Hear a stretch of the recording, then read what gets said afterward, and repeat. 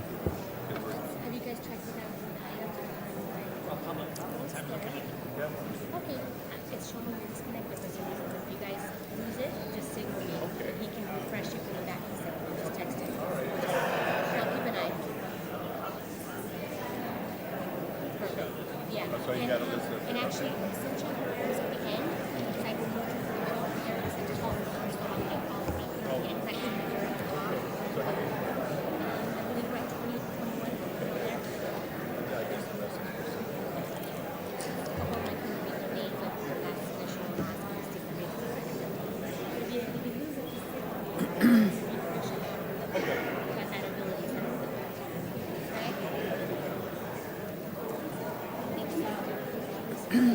comparison was 72.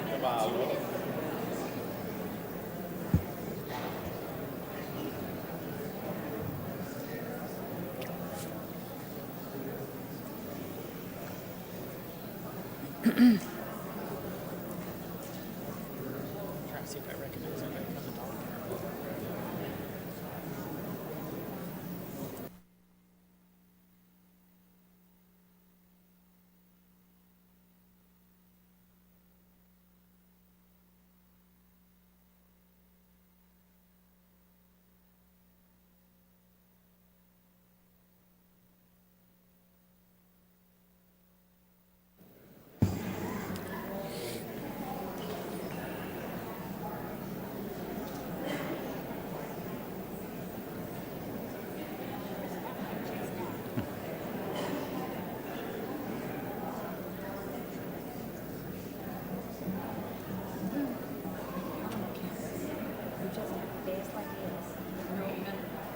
These folks are outside those doors in that little thing there.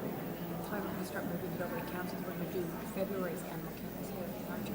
Okay, that'd be nice. But Cool. you're covering my December. Yeah, December. Let's see, you got, Ernesto has the invocation, right? Okay.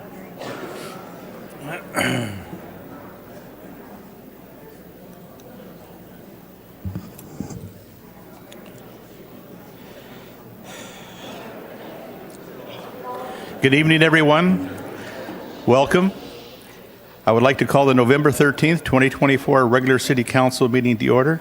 Would you please rise for the pledges of allegiance by Council Member Lamb and the invocation by Council Member Gutierrez. Thank you.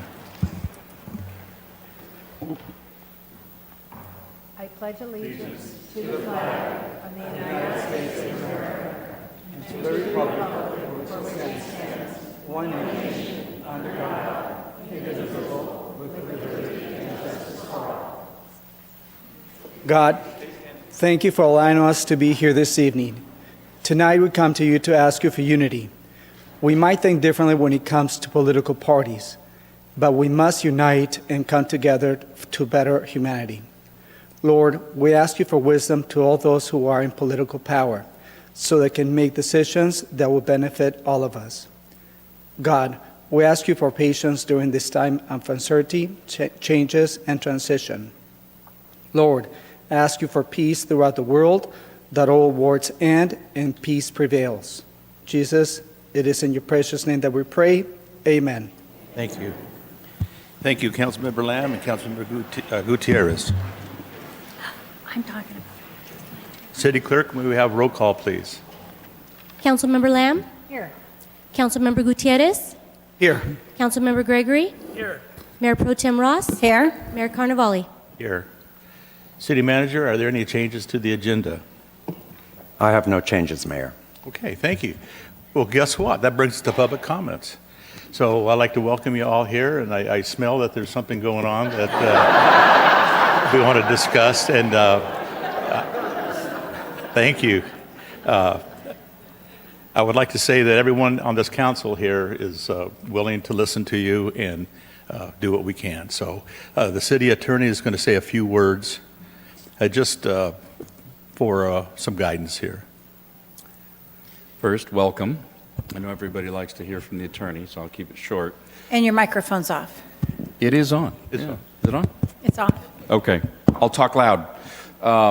We want to make sure that everybody who's filled out a card has an opportunity to speak tonight so that we can get on with regular business and you can all be heard. A couple ground rules. One, I know you want to clap and cheer to support your cause. That's wonderful, but that delays speaking time, and sometimes it overrides the speaker who might be coming or doing. So we want to make sure we cycle through. Please don't say the same thing that the person in front of you or several said. We all know a lot of you are here for the same topic. That's fine. Please add a little something different, or just simply get up and say, I support what so-and-so says. At some point, the mayor might say, how many of you feel like this, and ask you to raise your hand, just a show of support on how many agree with a particular point. The point is, we want your voices to be heard. We know there's a lot of you here. We want to move you through. I'm pretty sure you all don't want to sit through our whole meeting tonight. So we want to get you in, have you heard, and get you out, and be pleasant and cordial with you all. Thank you. Thank you, Eric. City Clerk? Okay, I'm going to read the statement of participation, Mayor, and then we'll begin. Okay. Public comment is the opportunity for members of the public to comment on items that are within the City Council's jurisdiction but not on the agenda. Because of restrictions contained in California law, the City Council may not discuss or act on any item not on the agenda, but may briefly respond to statements made or ask a question for clarification. The mayor may also request a brief response from staff to questions raised during public comment or request that a matter be agendized for a future meeting. Public comment will be limited to 3 minutes. If you are a member of the public and wish to address the City Council, please complete a request to speak form available at the entrance and submit it to the City Clerk. You will be called upon at the appropriate time. If you have materials or other items to present to the members of the City Council, please do not approach them. All materials shall be presented to the City Clerk for distribution. Okay, Mayor, our first speaker is Sunshine Herrera.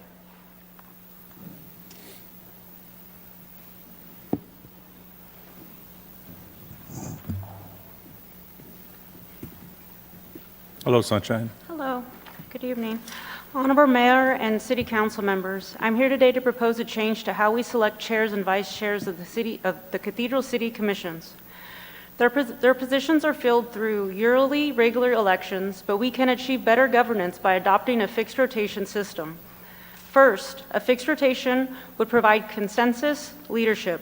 Frequent elections can cause unnecessary disruptions and shift the focus away from vital work. A rotation system would ensure stable leadership, allowing the commissions to stay focused on the critical issues facing Cathedral City rather than the uncertainty of elections each year. This stability would enable smoother decision-making, help maintain public trust in the commission's ability to lead efficiently.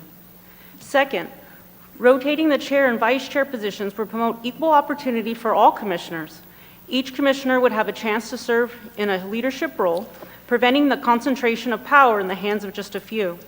A fixed rotation system fosters fairness, active involvement, ensuring that every commissioner has a voice in shaping the direction of Cathedral City's governance.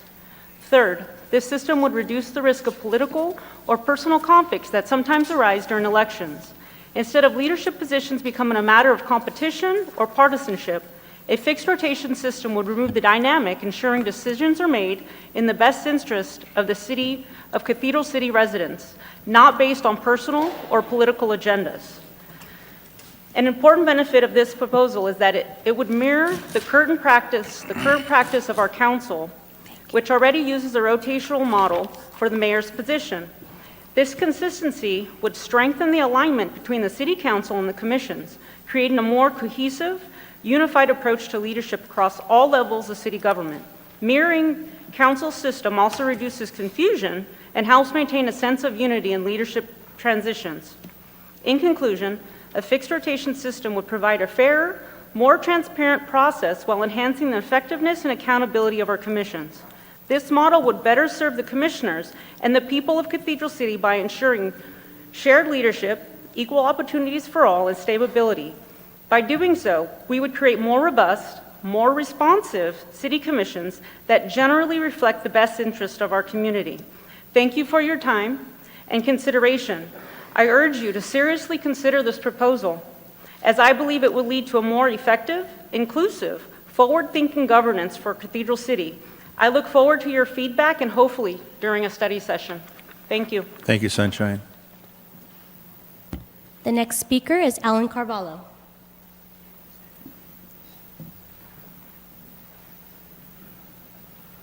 Good evening, Mayor, council members, staff. First of all, I want to say congratulations to Rita Lamb for a victorious win, and of course to Nancy Ross. We still have freedom of speech, and as much as I may not agree with Mr. Vail, you will have people get excited out here. They're passionate, and we never get this kind of a turnout. So let these people express themselves freely, including applauding. There may be a convenient rule, you don't want people here until midnight, but don't deny people their freedom, because someday, soon, with our new administration, that may be taken away. And Mr. Ernesto, congratulations for having your fearless leader now run this country into the ground. You need to know something. He is coming after you, because you were not born in this country. Understand? You were not born in this country, so he's coming after you. I'm just letting you know. And you can thank you for electing him, supporting him. I want you to look at every woman in this room and let them know how you feel. And every gay man in this room and gay women. All right? I want you to know all the minorities here that are going to thank you for your beautiful choice here. I am speaking to you because you proudly announced it on television that your fearless leader, Mr. Trump, was going to be the person you would respect. You have every right to support. But you don't have a right to support him while you're on that dais. You don't represent our city when you say that you're electing Mr. Trump. Nobody on this dais has a right to decide for the rest of us who we support. Not in this country, not in this day. So that's what I needed to say. I want to make it clear. We are here to express ourselves. Phenomenal turnout. We need this more often. Don't scare them. Don't tell them you can't express yourself. That's why people don't come in here. They stay home. They have better things to do. They want to come here. Let's encourage them to come here. And when people are running for office, I supported Mark. Not because I wanted him to win, because he had a right to run. I didn't vote for him. That doesn't matter. The bottom line is that let's not demonize people that are willing to run for office, because we're going to get old and die. We need young people willing to run like Mark. Let's support the country. And thank you for this group that if 70% supported Measure W, which means that the Boys and Girls Club and the Senior Center are going to get the benefit, and the ambulance service that we so desire for the fire department is going to move forward, and our streets that desperately need repairing is going to happen for 1/2 cent tax added. And I will tell you, my husband will not want you to know this, but he single-handedly, for the most part, supported this with our money, $25,000. We didn't get a lot of support from the community, I can tell you that. But he knew, as a former council member, that that was the right thing to do. Sometimes you do the right thing. And that's what we did. Thanks again for everybody showing up, and thank you for supporting Measure W. Thank you for the opportunity to speak. Good night. Thank you, Alan. The next speaker is Scott McDonald.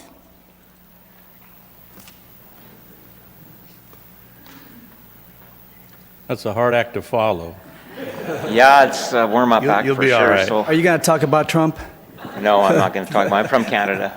Anyway, I'll put my glasses on, or my wife's glasses, and hopefully I can have 3 minutes and 50 seconds, maybe 15.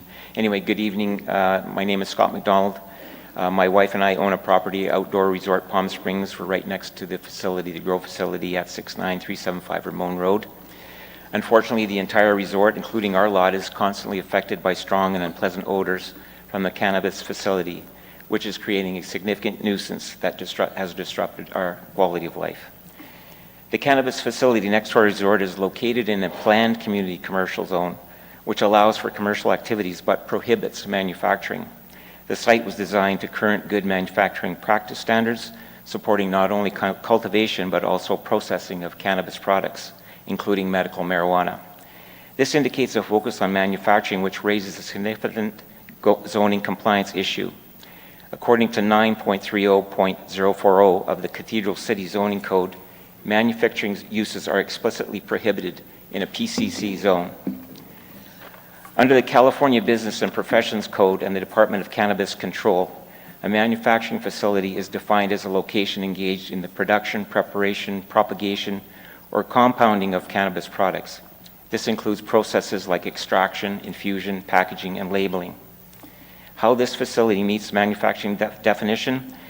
In the Cathedral Final Initial Study 2017-372 for the Cannabis Cultivation and Dispensary Project CUP number 16013, dated August 2017, it shows the facility's architectural plans include rooms specifically designed for manufacturing activities such as labs, trimming, harvesting, packaging, and drying.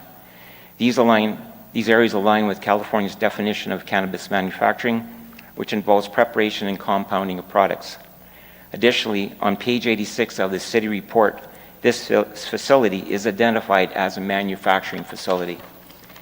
Given that manufacturing is prohibited in the PCC zone under 9.30.040 of the Cathedral City Zoning Code, I request a formal review of the facility's conditional use permit and its compliance with both local zoning regulations and state definitions. Thank you for your time. Thank you.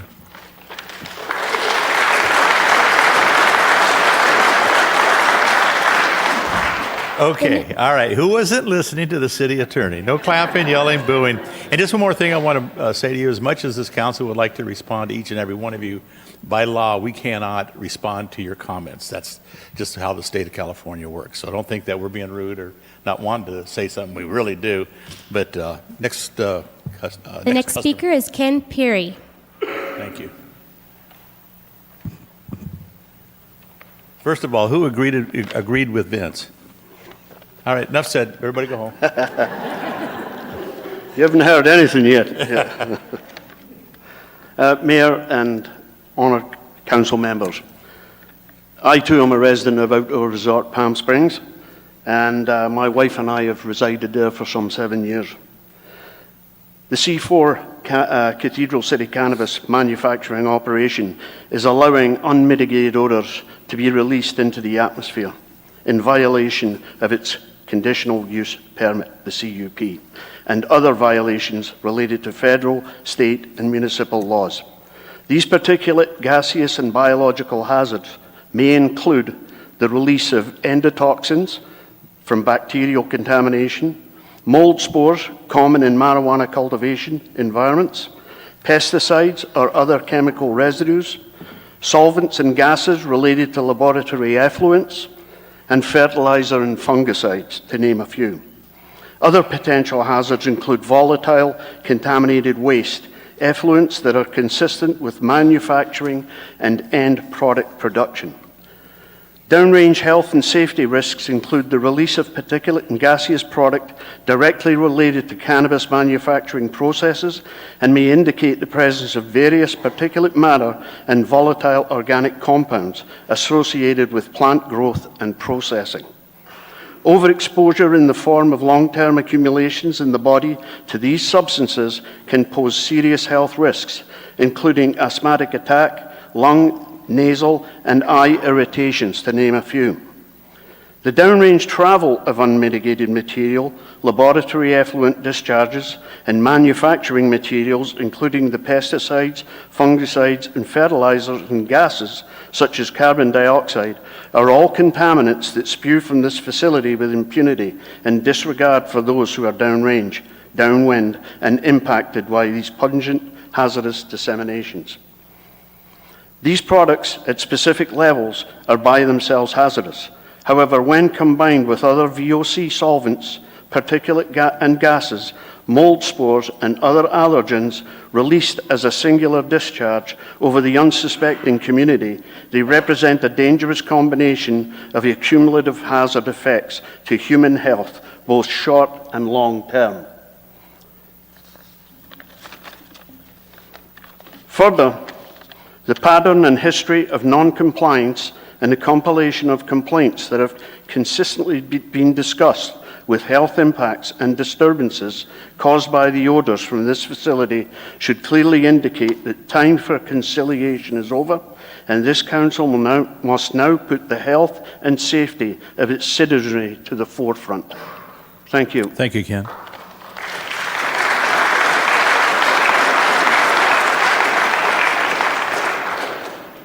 The next speaker is Debbie Price.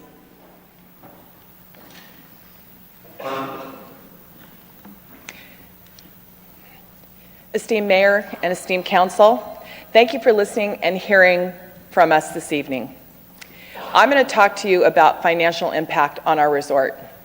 I want you to remember a number, $12.1 million. And at the end, I'll tell you what that means. We have 1,213 residential lots in Outdoor Resort Palm Springs. The resort employs 53 staff members, 17 staff who are employed through Vintage Landscape. 150 vendors provide services with 20 vendors that rely solely on ORPS for their livelihood.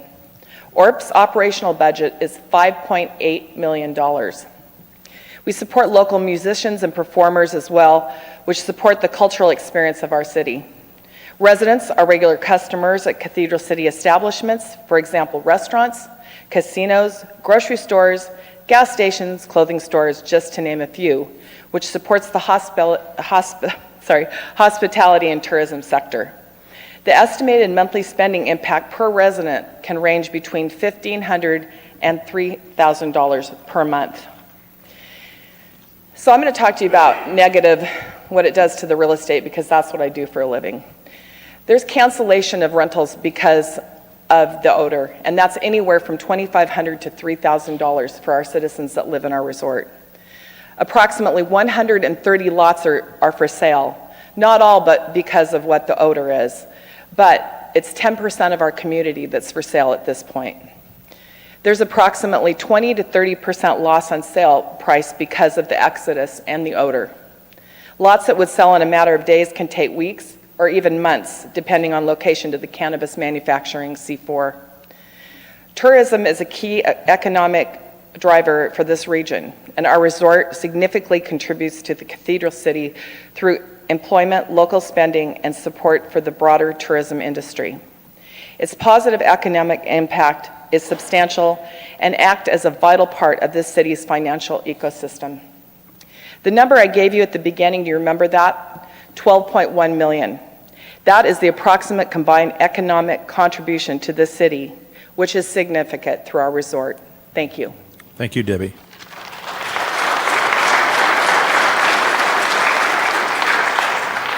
The next speaker is Janet Ream.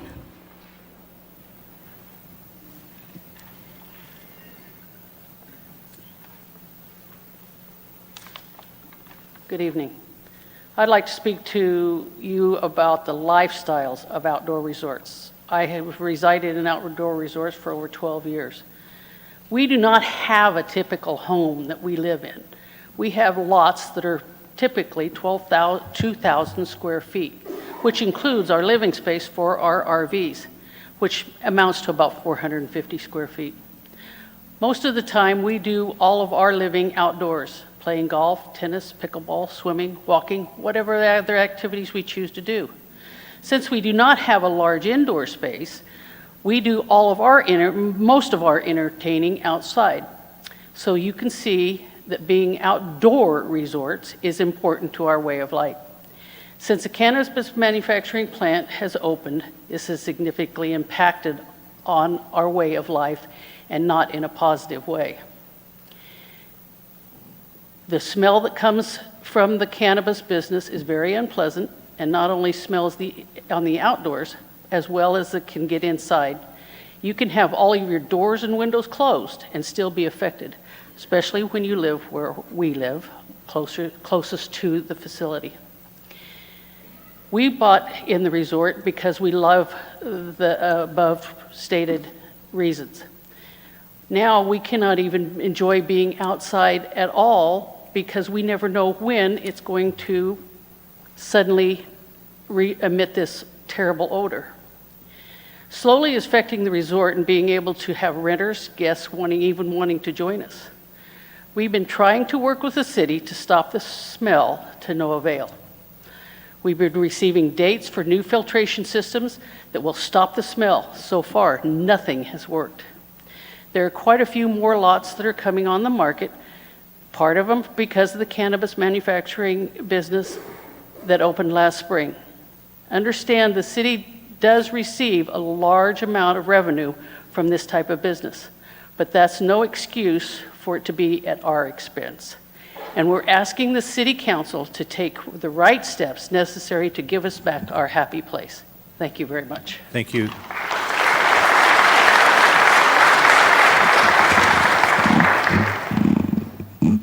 next speaker is Teresa McHugh. I apologize, it was hard to read that one. Can you please state your name for the record, please? My name, Teresa McHugh. Hi, thanks. Honorable Mayor and Council, I just wanted to say that what's happening within the Beside Outdoor Resorts, the Grow Up is a public nuisance, and under the public nuisance laws in California, which provide which could decrease your enjoyment of your property, offend your senses, or injure your health, that this operation is therefore illegal under the public nuisance laws. So the penal codes are 372, 373A, and 3482. So I just wanted to say that if this operation continues, as far as I believe, it's illegal to continue operating it. Anyway, thank you for your time. Bye.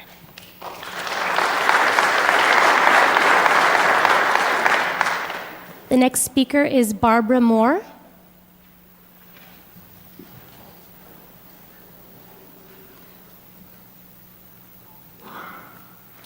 Mayor and Council, thank you for the opportunity to speak tonight. My husband and I arrived on the evening of October 26 to Outdoor Resorts, where we reside in the winter months, to a very strong skunky smell of the sulfurous compounds emitting from the cannabis grow site next door. This obnoxious smell permeated our bedroom at midnight when we tried to go to sleep. In the weeks since, we have been subjected to this smell in all aspects of our life at Outdoor Resorts.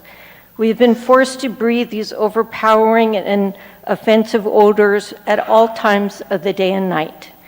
On October 31st, we were assaulted with these odors at both 9:30 a.m. and 9:30 p.m.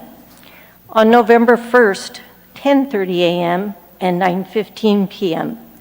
On November 2nd, 10:15 a.m. and 3 p.m. On November 3rd, 9 a.m., 11 a.m., 8:30 p.m., and 10:30 p.m. inside our bedroom when we were trying to go to sleep.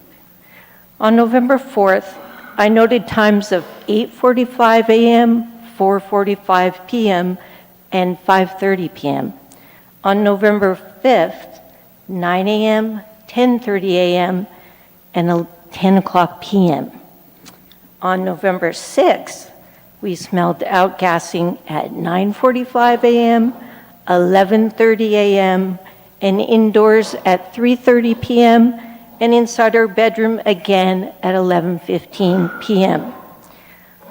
On November 7th, we again had inside impact of offensive cannabis odor at 12 a.m., and again at 6 a.m. the following morning. I could go on naming times and dates, but what I would like you to understand is that this obnoxious smell is permeating all aspects of our lives within Outdoor Resorts. It is with us now when we exercise outside, when we do water aerobics in the pool, when we golf for 2.5 hours on the golf course, when we play pickleball, when we entertain guests on our property, when we eat dinner, when we try to sleep at night. These malodors are ruining our quality of life at our properties that many of us have invested well over $250,000.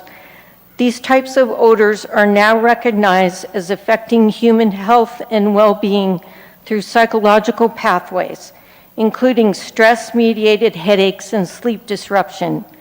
These effects may occur with the more direct physiological harms of air pollution, which include cancer, heart disease, and respiratory disease. Barbara, I'm sorry, 3 minutes up. If you'd like to just, I'll give you a few more seconds, but Okay, I want to move on. to reiterate, these sulfurous compounds and terpene odors affect people's mental and physical health. We appear to be the victims of a city that does not enforce odor regulations or the agreements that were espoused when the grow site property was Okay. developed. Thank you, Barbara. Our quality of life is suffering, our health is suffering, our ability to sell and rent our properties Barbara, are I've been suffering. more than fair Our with you. investments are suffering. All right, City you wanna be like governments that, then I'm gonna function have to to just protect overtalk all of you. our interests and health. We should not be the victims.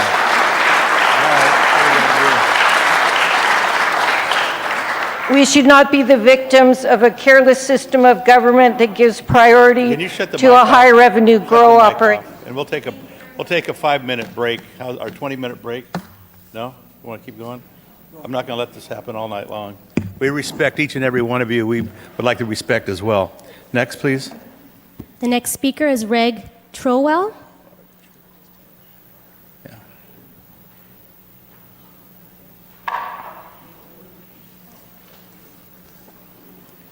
I'll try to be fairly quick. The other speakers were very much in control of what has to be said. I Yes, sir. attended Sir, your... could you just lift that microphone up just a little bit? There we go. We can hear you better. Thank you, sir.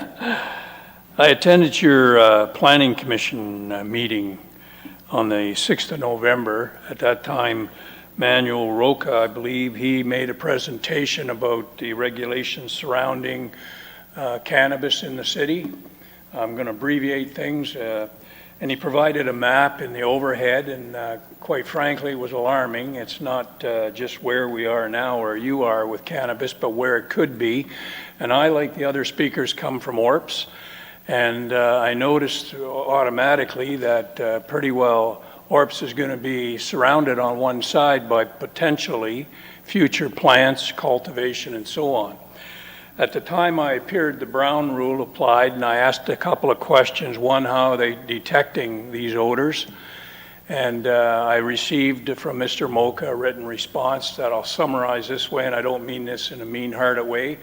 It simply boiled down to detecting odors is difficult. And then I asked how they abating them, and it was deflected to your enforcement body. So I guess that begged the question, what enforcement takes place? I find an article from 2019 where someone was driving by the Perez plant, smelled an odor, reported it to enforcement. Enforcement dinged them $112, a fine that could be increased to $500 a day. I guess one of my questions is, what type of enforcement has taken place at C4? The lady that just spoke is very accurate, as are the others. The smell is just terrific. And that's a four-sided building. You can stand on any four sides and detect where the odor's coming from. It's not, it's coming in out of the blue. So Mr. Roca also sent me a copy of those overheads, and if I can find it here, I just want to refer to one part of it. You just give me a second.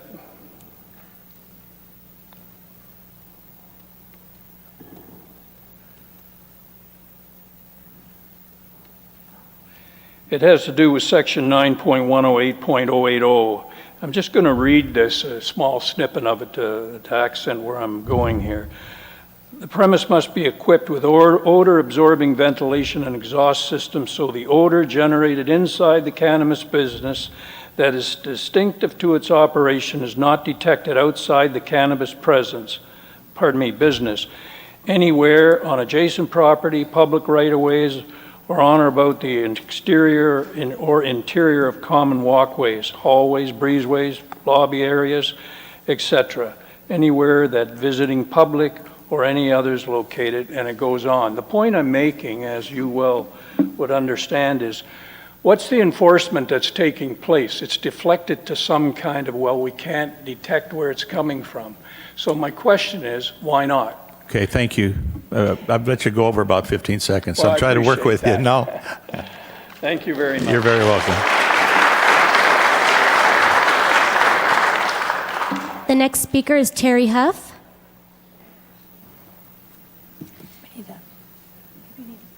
Oh, there you go.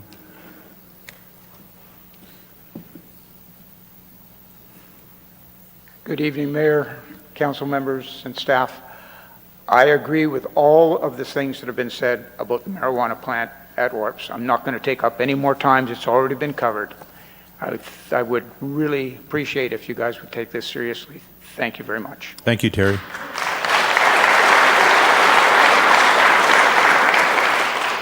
The next speaker is Rose Smith.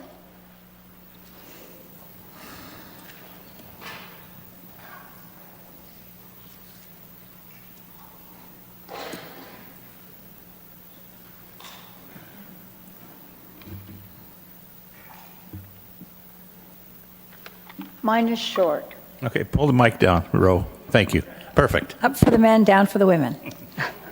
Mine is very short.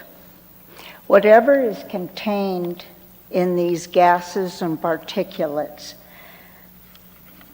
and what is emitted is causing me during pickleball walking, when it is at its worst, it's causing me to feel nauseous and my eyes water to the point that my vision blurs. I contacted my doctor to ask him if there's anything that he can do for me, and he said that at this point, what you need to do is to keep a log, which I will bring in a couple of months to my doctor at Eisenhower. Thank you. Thank you, Ro.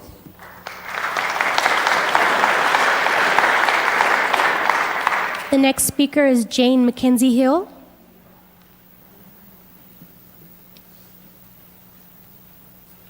Hi there.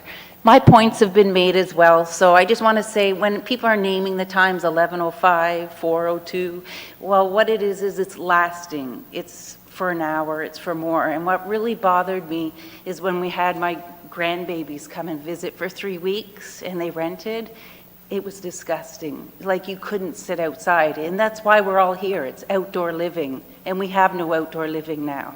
So I really hope you can do something, as well as it's just not our resort. It's grocery shopping. You're at Stater Brothers. You're out at a restaurant on a patio. It's just not enjoyable.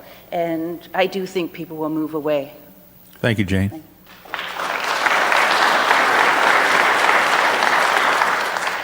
The next speaker is Robin L. Could you please state your full name for the record?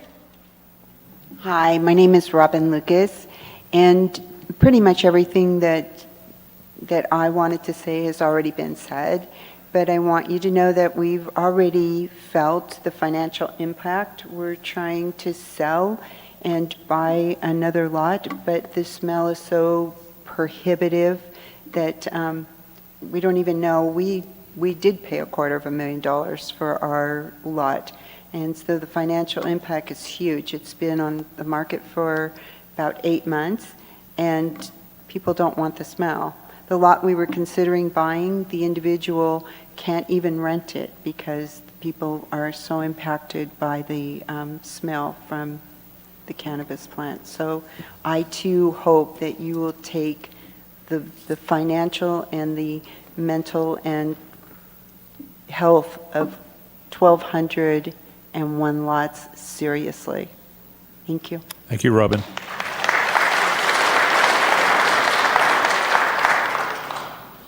The next speaker, I believe it's Katie S. or Kathy S. Kathy?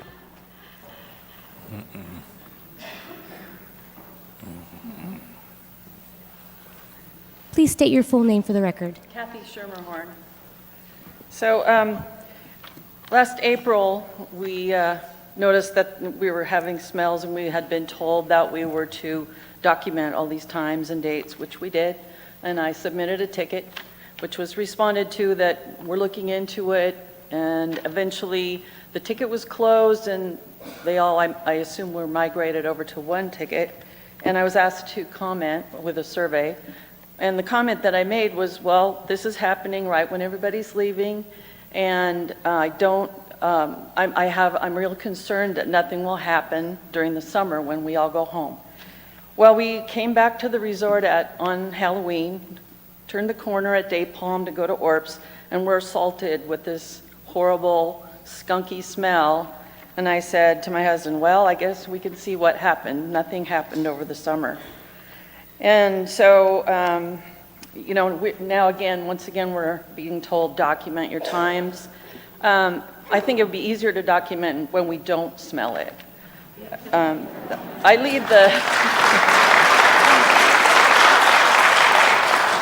lead the morning water aerobics at 9 a.m. and most days we're doing deep breathing and we're breathing that stuff in, and it's horrible.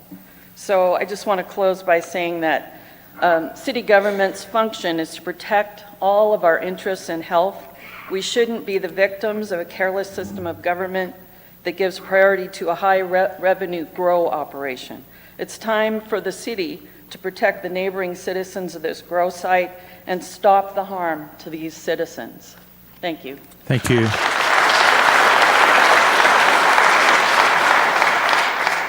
The next speaker is Dennis C.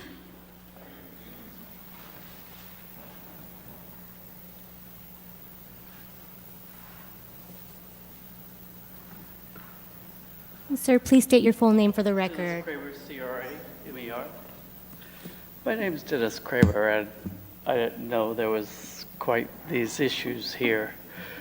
But I want to talk.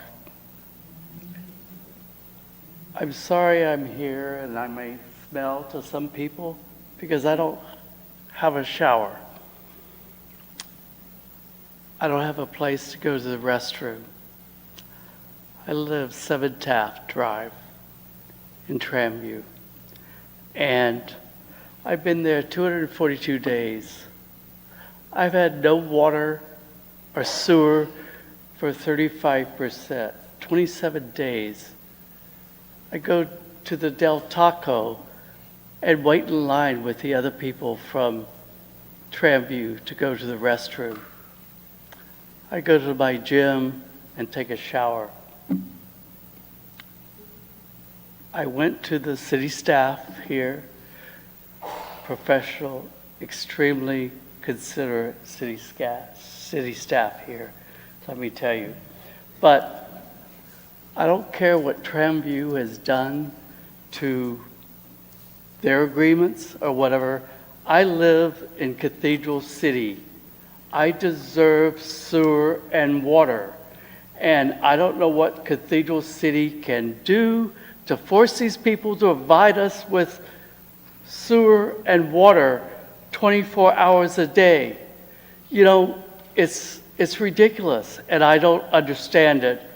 But anyway, I'm sorry I've interrupted other people's You're fine, Dennis. You're fine. little thing. Thank you. You're welcome. The next speaker is Christine Anderson.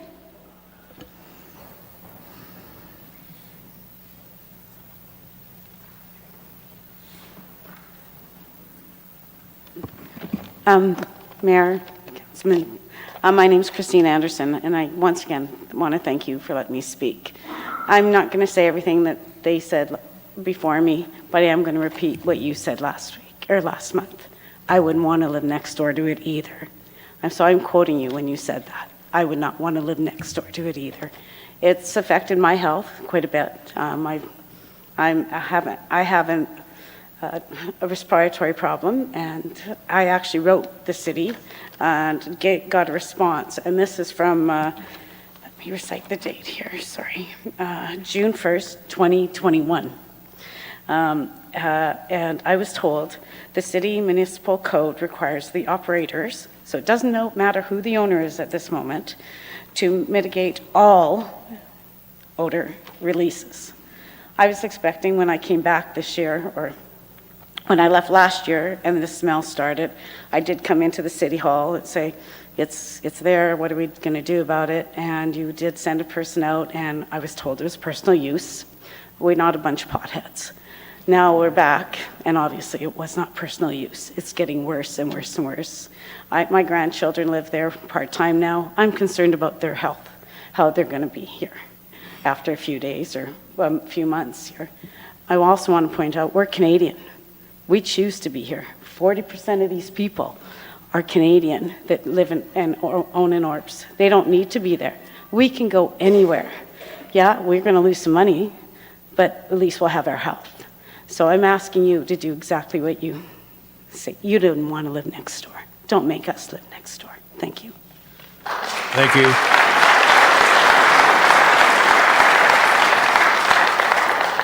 The next speaker is Lori Duncan.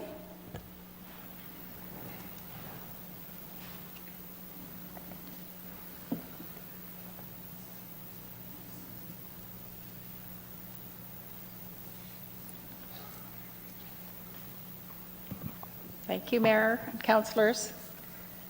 I too agree with everything that's been said here today, and everybody was very well spoken. I also have health issues. I have compromised lungs and compromised immune system, and we have a right to clean air, and we have a right to know what we're breathing. It can't be good for us, because when I'm golfing, I have coughing fits where my throat is inflamed and I have trouble breathing. So I know there's something in there that's very irritating, possibly cancer causing. And let's not wait until people are being diagnosed with cancers. Let's figure this out and try and solve it. Thank you. Thank you, Laurie.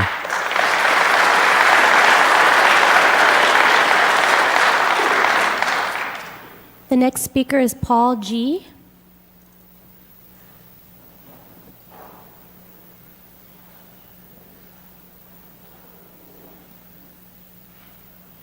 You could please state your full name for the record. Paul Gruby, 69801 Ramon Road. I'm in the little resort next to outdoor called Desert Shadows RV Resort. But Desert Shadows has more amenities than any other resort west of the Mississippi per its lots. You're looking here at owners, 1,200 at outdoor, 460 at Desert Shadows. We own our lots. We pay taxes to Riverside County. We pay taxes to Cathedral City. We help pay your salaries, the lights, and this facility, and those signs that you put up on Ramon that say that City Center is down here, when 90% of it is on Ramon and Duval, not down here. We would like you to do what you said when you allowed that building to be built, that there would be no odors because of the filter systems that were to be installed. It's time, gentlemen and ladies, to get with it and fix that facility, or we here will band together, hire lawyers, and sue the city through the Environmental Protection Agency of California. Thank you.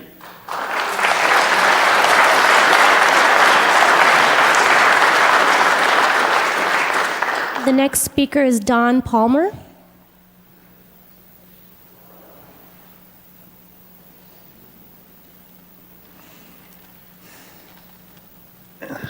Mr. Mayor and council members, thank you for the opportunity to speak tonight. I'm going to make mine fairly short. I too am, and my wife and I are owners at ORPS. We're approximately 2,500 feet from the back of the building of the grow facility, and we can smell it. Fortunately for us, we're only getting the odor. We have not experienced health issues at this point, but I have neighbors who are complaining of these issues. And they're complaining of headaches, they're complaining of tastes in their mouth. The point I want to make is that I served for 30 years in a major metropolitan fire department.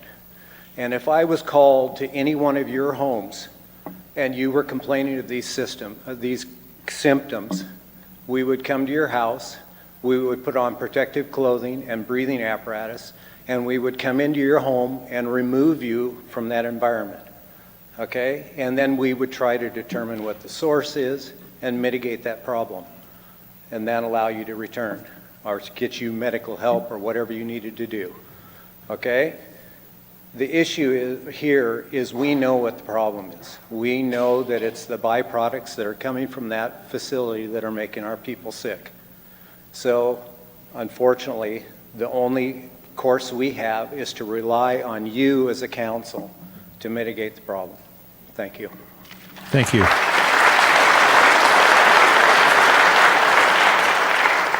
The next speaker is Toby Perkins.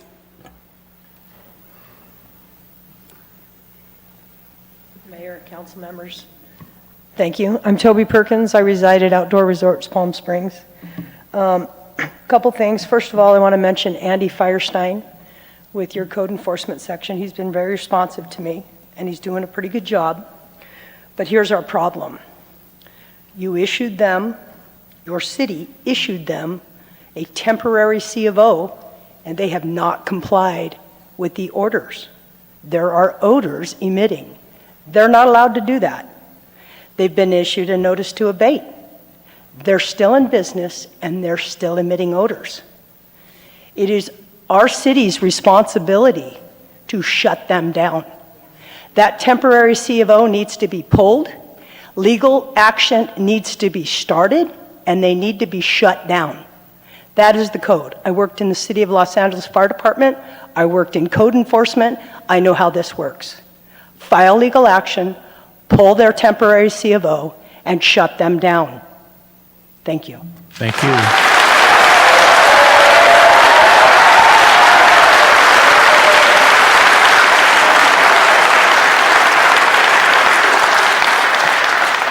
The next speaker is Philip Sandstrom.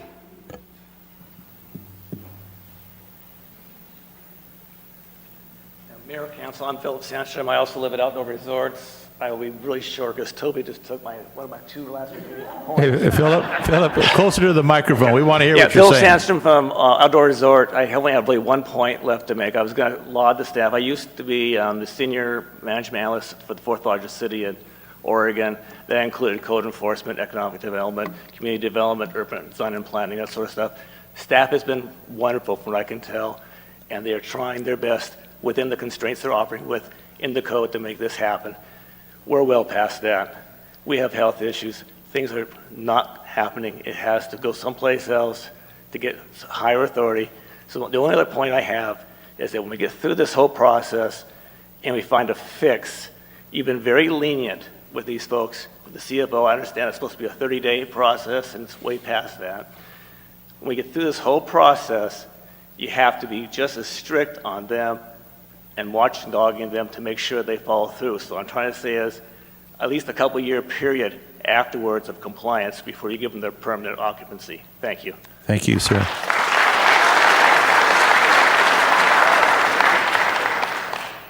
The next speaker is Greg Astley.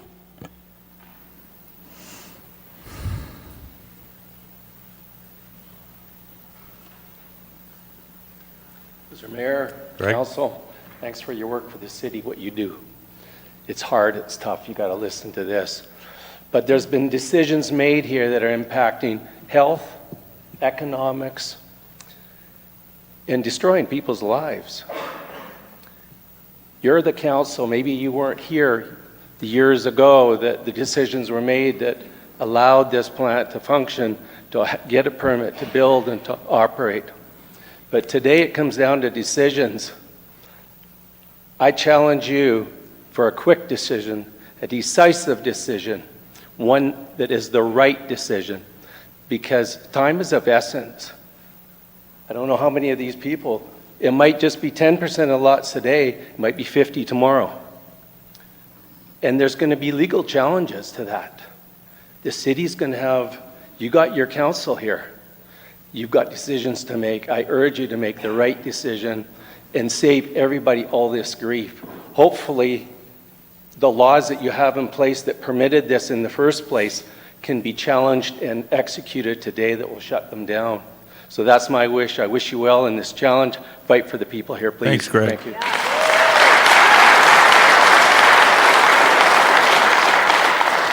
And that concludes all the speaker slips I have. Okay, would anyone else like to step up who hadn't filled out you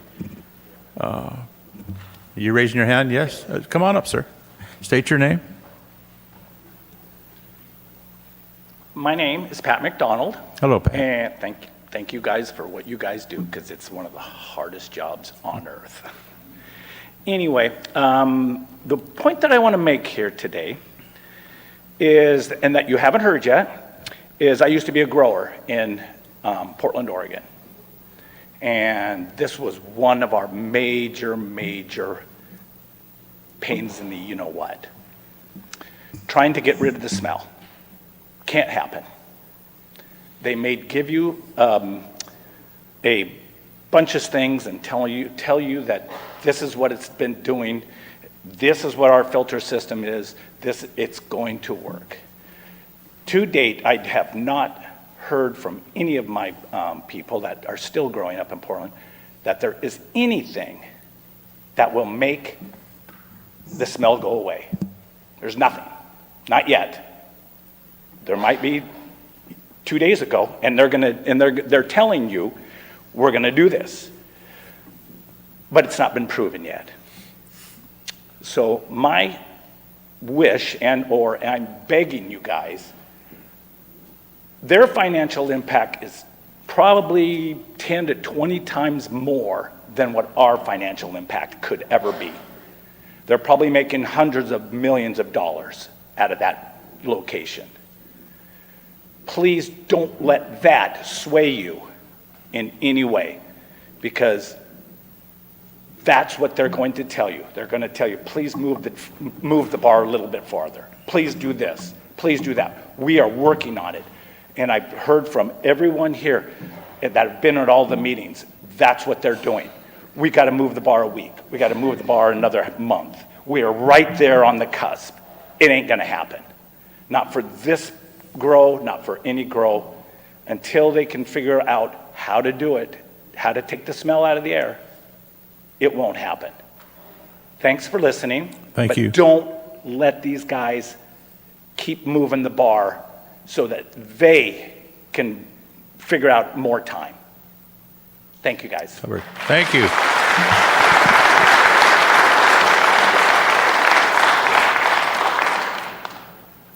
Okay, at this time, I'm sorry, sir, I didn't see you.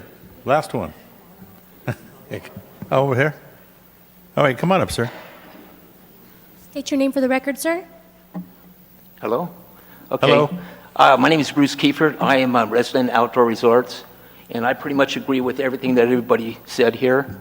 The only thing I was concerned with is I was kind of upset with the comments from the first speaker, and I'd like to say to you, Mr. Gutierrez, that we are proud to have you up there, and I think you're doing a great job.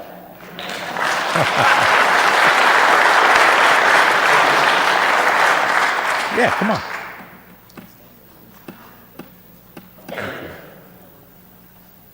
My name is Daryl Roberts, ORPS Lot 660. I guess I wanted to comment on, I heard that potentially we could get another business just outside of our resort, not too far away. Is that true? I'm sorry, I didn't understand your question. Somebody was saying here that we could potentially get another growing building near our resort. I thought somebody's... No, I can't respond. Expanded, or, yeah. I'm unaware of that. Okay. So, hold on one second. Ann, did you have something to say? Typically, this is out of character. You don't normally do this, but.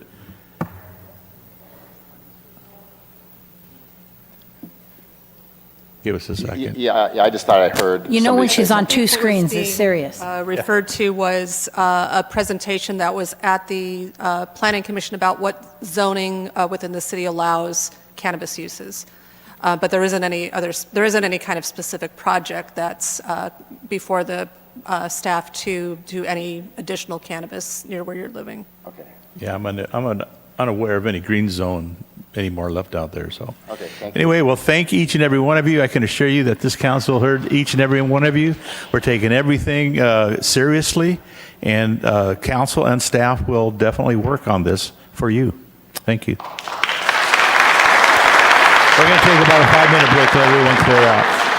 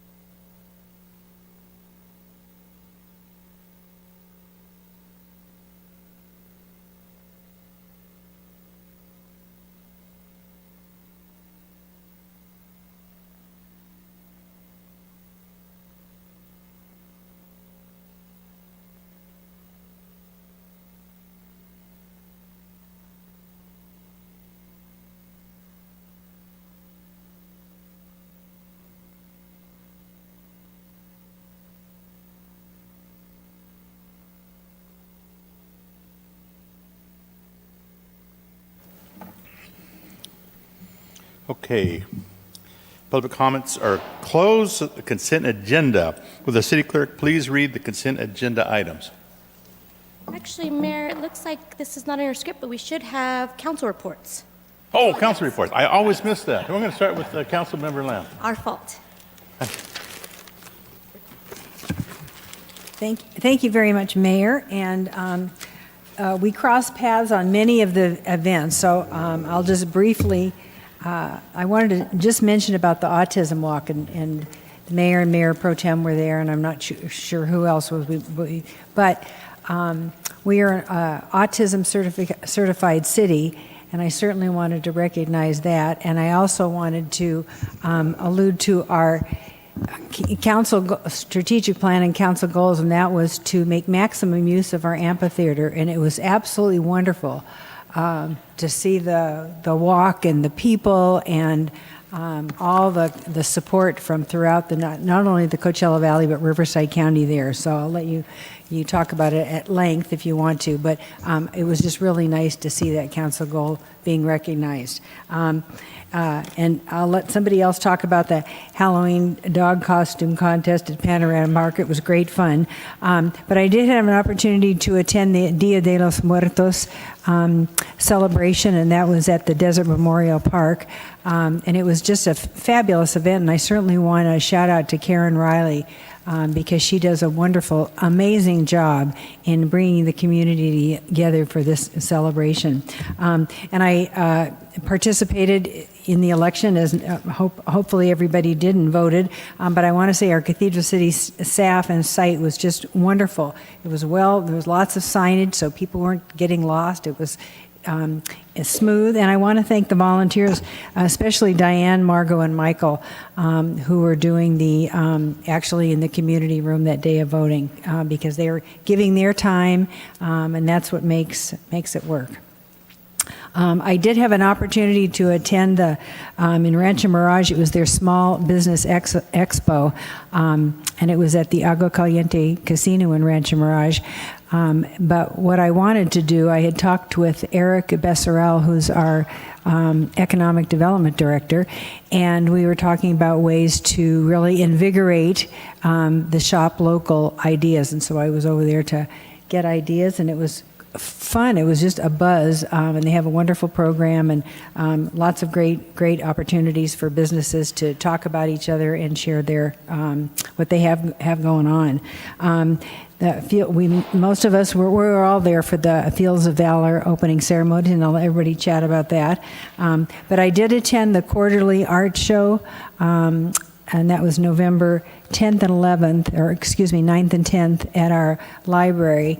And that is a used resource, but to use it even more to showcase our artwork and artists in our community was really wonderful. It was a wonderful experience.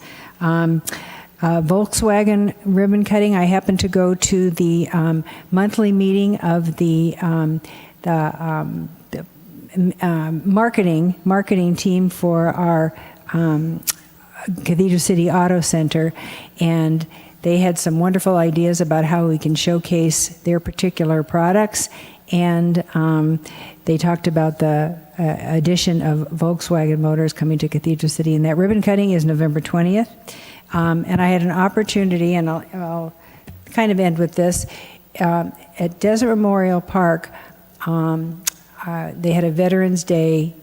In addition to our Fields of Valor, they had a Veterans Day event, and it was Veterans for Peace and AMVETS.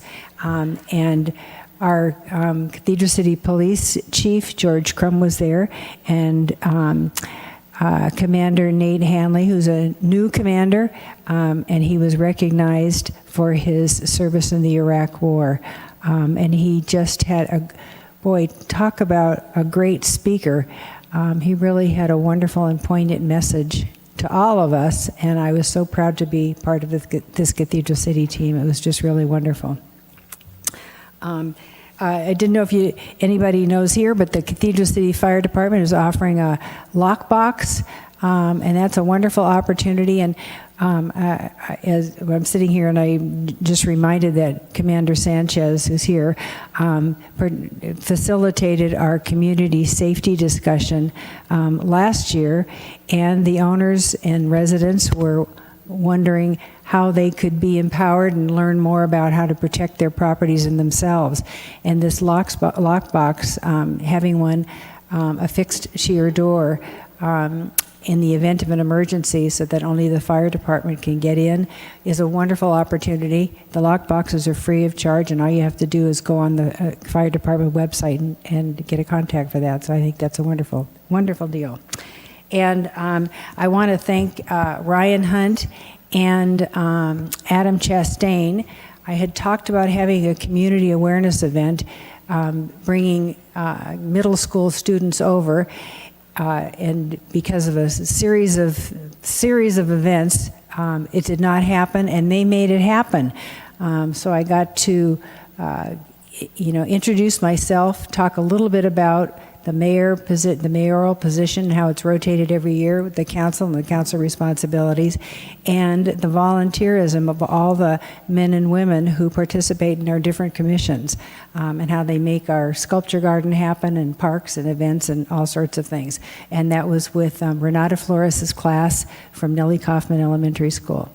So that ends my comments. There you go. Thank you. Councilmember Gregory. Thank you so much. Of course, it's on a busy council night. We have 3 weeks in between meetings, so we have 3 weeks worth of events to kind of cover. So I'll go over a few real quickly.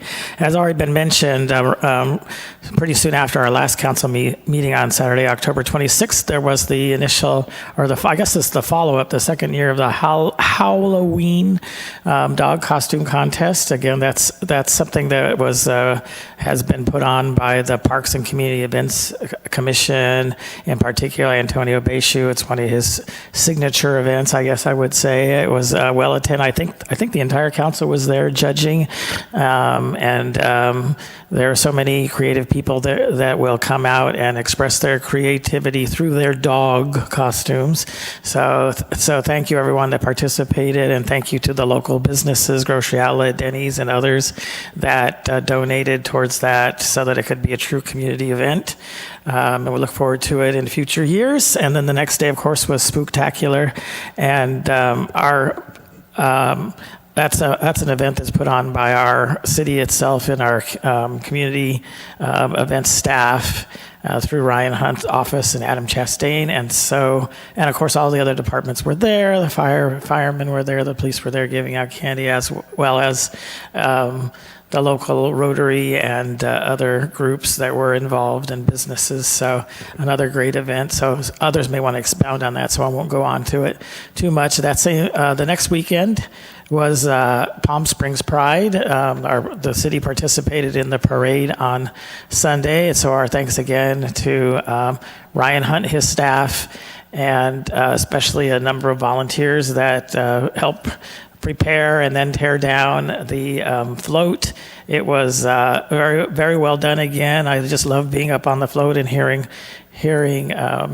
the voices, the cheering, and hearing, okay, this is Palm Springs, but we're Cathedral City, and hear the crowd go wild. So that's a great event that helps show our involvement in the community, but also is great for marketing it in particular.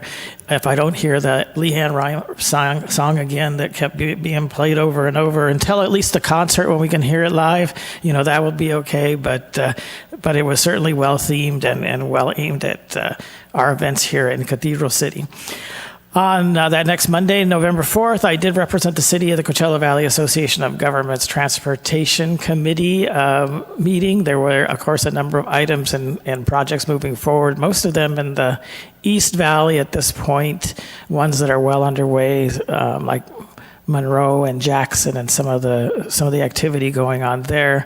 Even though it's not in our city, those are very important projects for us. There was an item there to recommend some funding for a signal on Cathedral Canyon, and I know that probably went to executive committee or will be going to executive committee.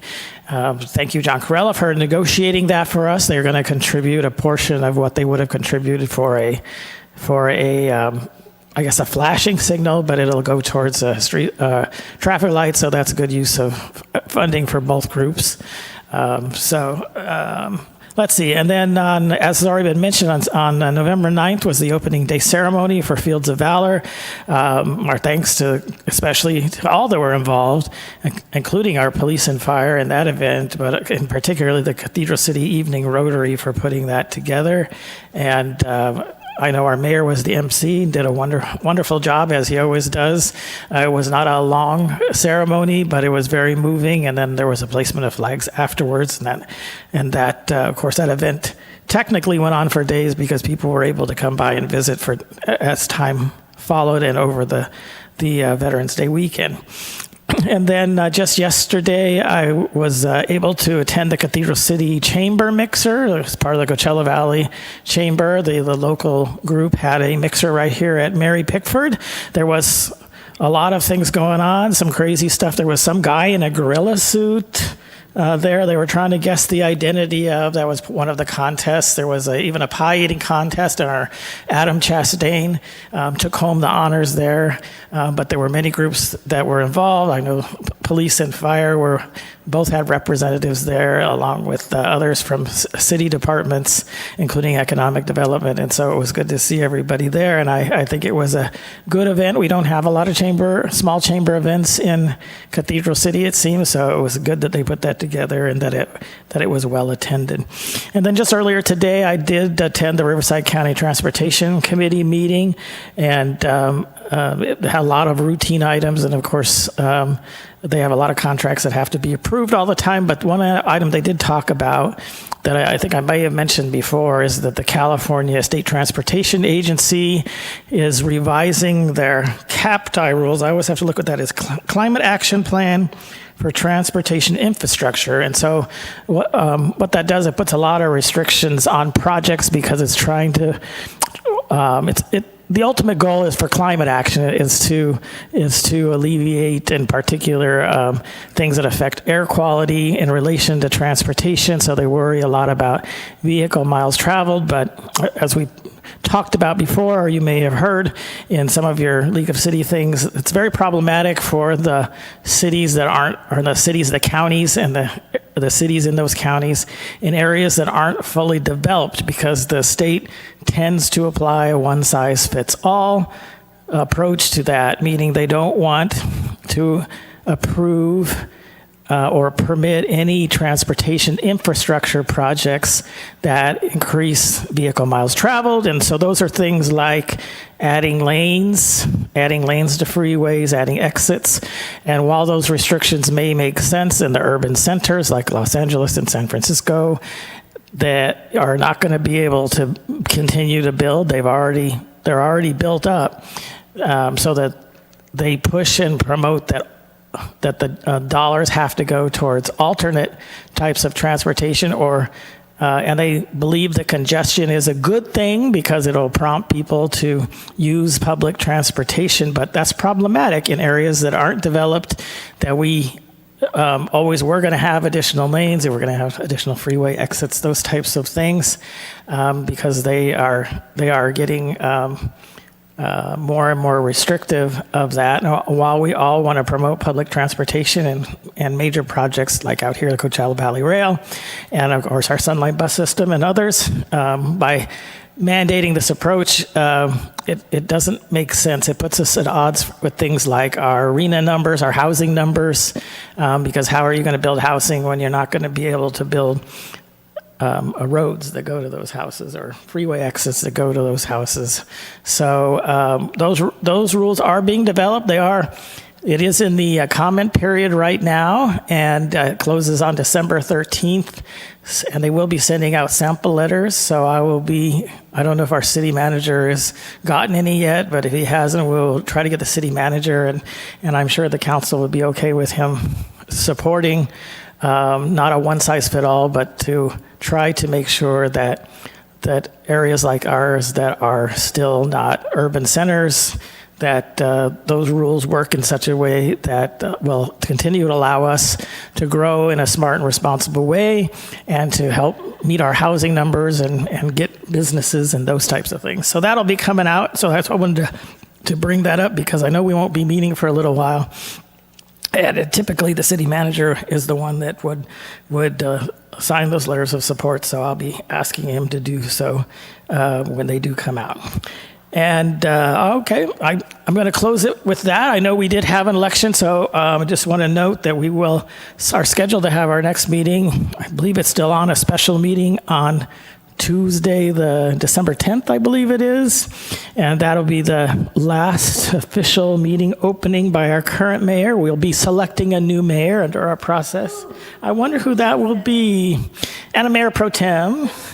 And again, congratulations to those candidates that the districts were up for this last election. So congratulations, Councilmember Lamb and Mayor Pro Tem Ross for your wins, and a special congratulations for all of Cathedral City for the passage of Measure W that's going to really let us advance in some of the and address some of the needs that we have had for many years, and move forward in public safety and roads and recreation and other areas that we're able to fund now. And with that, I will close, Mayor. Thank you. Thank you, Raymond. You've been busy. Council member, I was going to go with Mayor Pro Tem. I read next to me. So everything I'm going to say has nothing to do with any of you. All right, moving That's on. a good way to start, right? Since we met last time, there was a presidential election, and we did talk briefly about it. I don't want to speak about who we voted for. The fact is, it's over. But I have many people who still reach out to me daily who cannot see a path forward for our nation. And I love these folks, but they're just flat wrong. Maybe you take a break watching news for a while. Maybe you take moments for yourself to relax. Maybe on one hand, 4 years seems like forever, and on the other, you know how fast 4 years flies. Get out and volunteer. Walk your dog a little further every day. He or she'll love that. Start a book club. Read to students at the high school. Call me if you need a great project, because I'm always being asked, do you have any volunteers? And I'd love to have 100 of you. So feel free to reach out. There are more things to do every day than 4 years can ever present to us. We're going to be just fine no matter which side you're on. Thank you. Thank you, Mayor Pro Tem. Councilmember Gutierrez. Thank you, Mayor. Since we last met, we celebrated Veterans Day. I hope you took the time to thank a veteran that served in our military forces, and thank him for our freedom. And congratulations to Rita Lamb again, who recently won her reelection, and also Councilmember Ross, who won her reelection, and soon to be our next mayor as well. And I also want to thank our candidates who participated in the previous local election as well. Now, one thing that I do have to say is thank all the residents of Cathedral City who voted for Measure W. Measure W will raise revenue for our city. That revenue will be used to purchase an additional ambulance for our city and increase our safety by hiring 2 additional police officers. Also, we will improve our parks and provide activities by joining the Desert Recreational District. And in the not too distant future, we will be saving money for a new community center as well. And funds will also be used to improve and repair our streets. And I want to say thank you to all the council members and our city staff that supported this measure. It could have never passed without your support for our residents here in this measure. Along with the entire city council, of course, we attended the dog costume party that was already mentioned. I also attended Spectacular, one of my favorite events. And along with the mayor, I attended a ribbon cutting ceremony at the Coachella Valley Recovery Center, which is located here in Cathedral City in my district. This center will treat, and it's a residential inpatient treatment center that will treat addictions to such as opioids, alcohol, heroin, cocaine, and crystal meth. It's a beautiful facility that does wonderful things for those who are addicted and are looking for a place to help them recover.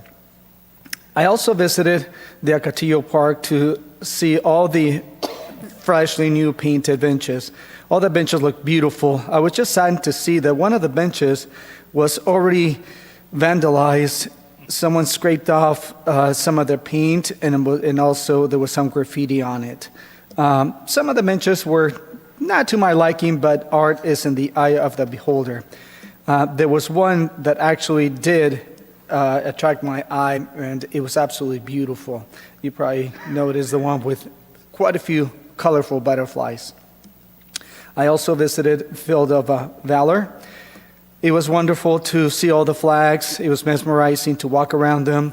There was a sense of sadness when you walk around them, between them, but there was also a sense of gratitude, just knowing that all these veterans that lost their lives fighting for our freedom are actually being acknowledged and remembered at this Field of Valor. And please remember to thank a veteran and a veteran's family who served in our military, like Bob here, your husband. I know who he is. I also drove around our city to analyze the beauty and what we still need to do to continue to beautify our city. There's a lot of work to be done, and that will continue to always be at top of mind, and I will be in touch with our city manager and staff to make sure that we do whatever it takes to improve our city and the beautification of it. And what else here? We're not going to be meeting till December 10th, as mentioned. Between that, we will be celebrating Thanksgiving Day. As many of you know, Thanksgiving is one of my favorite days of the year, and I will be celebrating with quite a few members of my family, between 30 to 50 that come to my house. So there'll be quite a few. And don't forget to attend the Balloon Festival coming up, starting Friday, November 22nd to the 24th. And the concert will be headlined by Leanne Rimes. So make sure you get your tickets and you attend. The concert will be on Saturday. And that includes my report. Thank you, Mayor. Thank you very much. Well, I'll be pretty brief because, I attended the ribbon cutting. It was mentioned the Gay Pride Parade, the Fields of Valor, the Spooktacular, yeah, and the dog park costume party. And but on the other hand, Monday, I believe, Charlie and I are going to Grove Community Church for a homeless meeting there to see what's going on, since I'll be back on the homeless committee for CBAG, see what's going on, get back into shape with that. I do want to make a shout out to the Fields of Valor. The 17 Fields of Valor was Saturday, 2,000 fags, but I want to make a special shout out to Mike from Burtech for their generous contributions. Joanne and Karen Riley, the Rotary, Ryan and Adam for their support with the city, and all the volunteers. It was really a good day. Sunday I went out there 9 o'clock in the morning till 1, just meeting people, walking through the flags, talking with them. A lot of them were tourists, a lot of them were locals, but it was a really good event. I think, then I did actually talk to Dave Bernard from C4 Cannabis, and I believe that situation with the odor should be corrected real soon from what he says.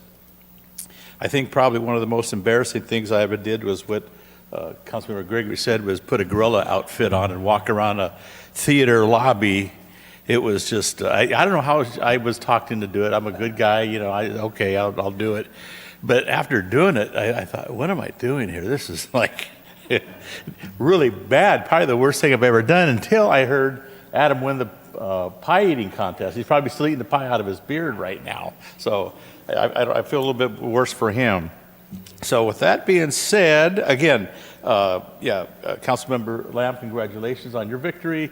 Mayor Pro Tem Ross, congratulations on your victory. But you kind of had that fixed from the beginning, so you knew you were going to win. Okay. That's all good. It's a good thing. It's a good thing. Side note, I can't find out how many people voted for me because I ran unopposed. 100%? They say 0. Oh. No, they don't say 0. They just don't list anything. They don't say 0 people voted. That would be bad.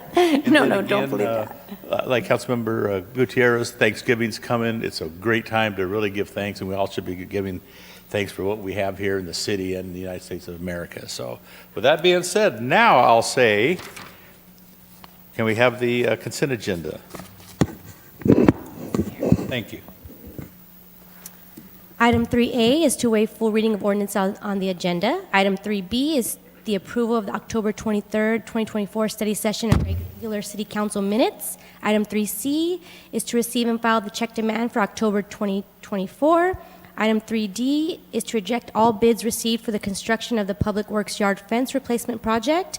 Item 3E is to approve a resolution accepting the fiscal year 2024-2025 grant funding from the California Department of Justice Tobacco Grant Program in the amount of $135,975. Item 3F is to authorize the purchase of one 2025 Chevrolet Silverado 3500 HD dump truck as a replacement for the Public Works Department at a total cost of $82,590.97. Item 3G is to approve the award of the creation and update of the city's local hazard mitigation plan and emergency operations plan to Jacob Green and Associates. Item 3H is to ratify the nomination of Sunshine Herrera by Councilmember Rita Lamb to fill an unexpired term on the Historic Preservation Committee and appoint her to serve for a term continuing through June 30th, 2026. Item 3I is to authorize Task Order 1 to Albert A. Webb Associates to assist the city engineering staff in conducting the engineering and traffic citywide speed limit survey in the not exceed amount of $45,012. Item 3J is to approve updates to the City Council Policy Manual, and that concludes the consent agenda. Thank you. Public comments? Do we have anybody I did not receive any requests to speak forms. If you're a member of the public and you wish to comment on any of these items, please raise your hand. And I see none, Mayor. Council members, any questions or comments? No, move approval. Okay, we have a motion by Councilmember Gregory and a second by Councilmember Lamb. Please vote. Motion carries, all ayes.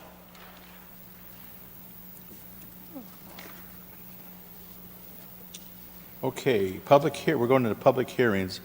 CFD 20061-1A22, formation of election and ordinance public hearing.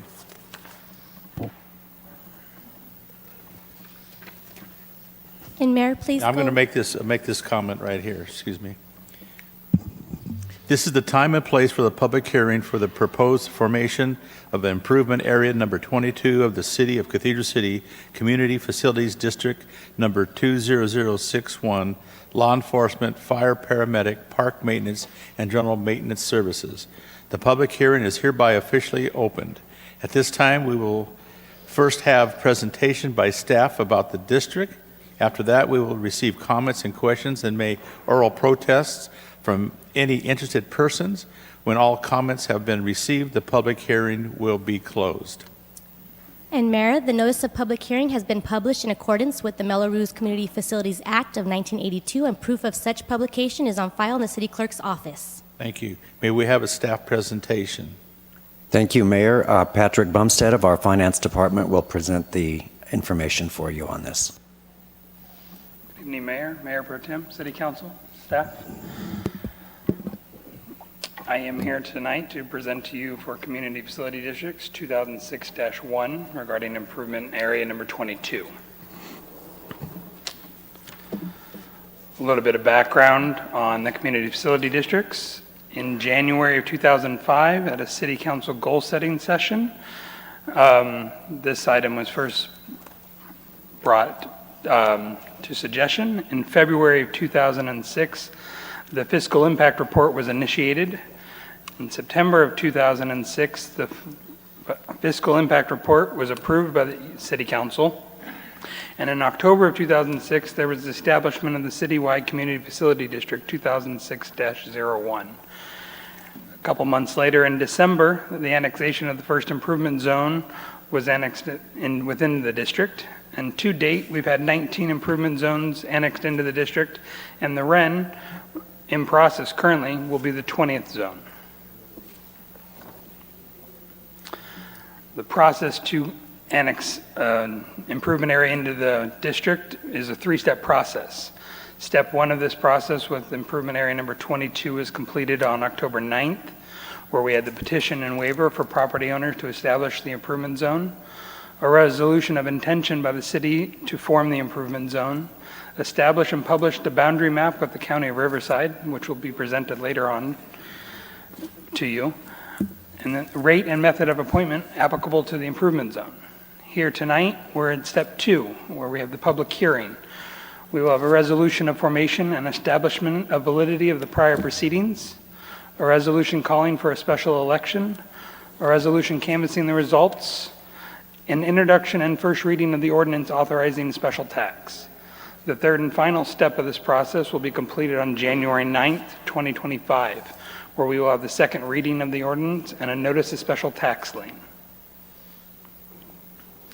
This is the published boundary map that I had mentioned earlier that was registered with the County of Riverside. Fiscal impact, residential dwelling units of development more than 4 units, $669.50 per residential dwelling unit. 15 and 56/56 of a cent per square foot for non-retail industrial development. Improvement area number 22 has 204 multifamily units.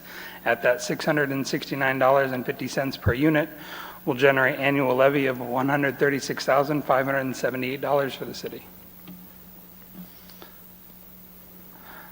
This meets strategic plan goal C for statistical stability and sustainability, with the objective Cathedral City has economically proposed by facilitating the investment of private dollars and high-quality development which benefits the community. We remain financially solvent by instituting prudent fiscal policies and transparent financial practices. Recommendation here this evening is for the City Council to approve a resolution of formation determining the validity of prior proceedings, which was Resolution 2024-40, the resolution of intention. Approve the resolution calling for a special election. Approve the resolution canvassing the results of the special election, and introduce the first reading of the ordinance authorizing the levy of a special tax. Thank you. Do we have any oral protests or comments by public? I received none, Mayor. Do we have any questions or comments of the council? No, sir. Before I formally close the hearing, is there any property owner subject to the proposed special tax wishing to file a written protest? If so, they must be filed with the city clerk at this time for the purpose of a majority protest. Only written protests are to be considered. We have none, Mayor. Do I have a motion to adopt a resolution approving the formation of the district? So moved. Mayor, let's officially close the public hearing first.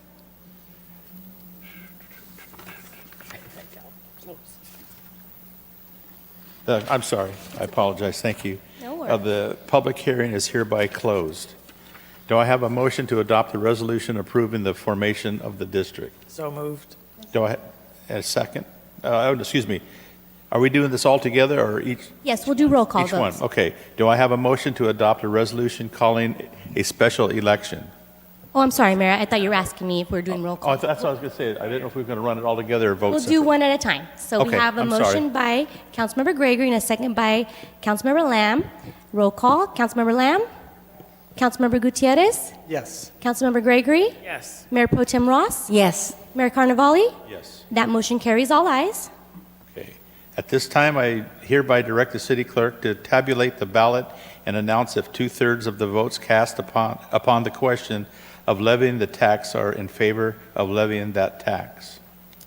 Mayor Carnevale, I apologize. I think we got a little mixed up there. We do want to have a motion I do to adopt the resolution calling the special election. Where am I at?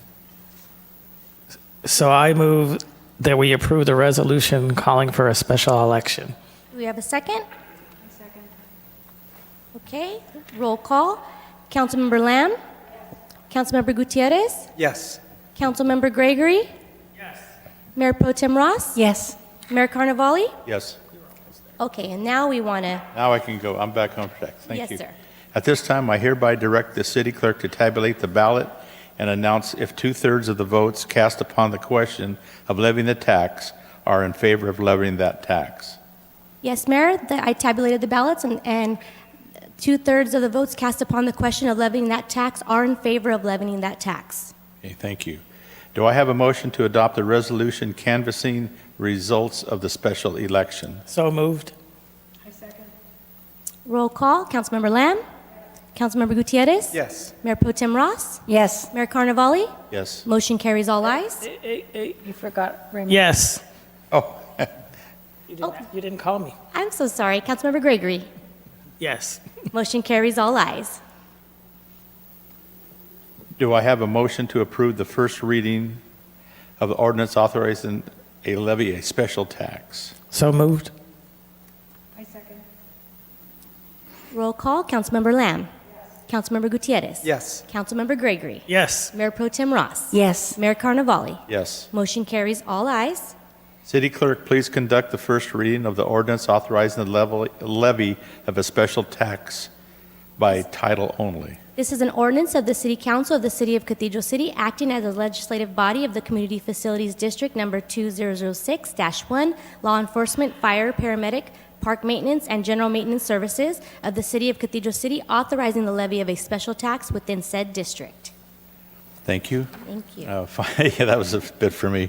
5, item A, amendment number 2, the reimbursement agreement by and between the City of Cathedral City and CVAG for the Duval Drive interchange with I-10 project study report to close out update. Mr. City Manager, do we have a staff report?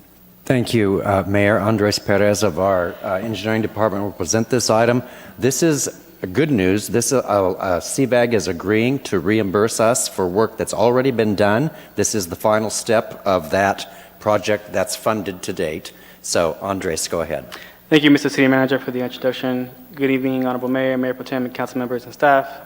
Pleasure again to be here today to present to you the amendment number 2 for the Duval Drive interchange with I-10 project study report and closeout update.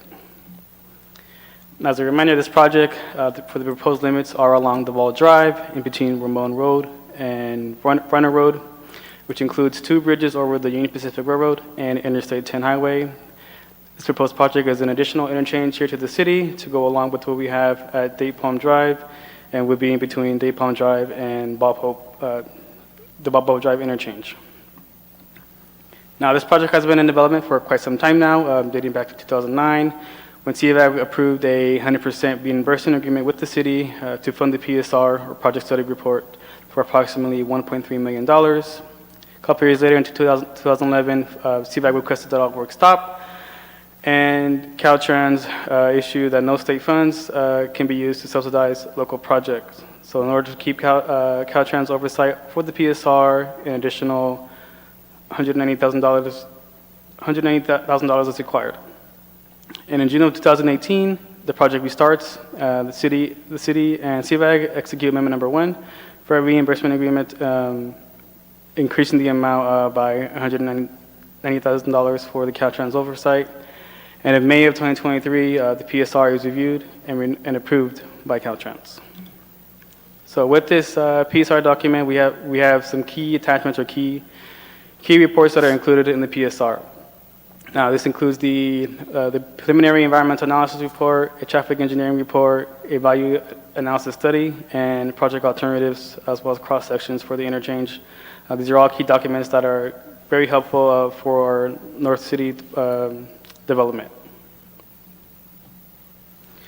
Now, the results of the PSR. So we have 4 design alternatives, one of them being 1 no build and 3 being 3 build alternatives, with an estimated cost for construction between $200 to $220 million. And the next couple of slides, I will go over these alternatives. As a reminder, alternative 1 was no build. But alternative 2 is a partial cloverleaf interchange, similar to what we have at Date Palm. Alternative 3 is a diamond interchange.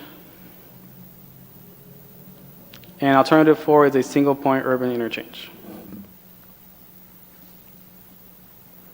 So with the PSR complete, the next phase is the project approval and environmental document phase, or short PAED.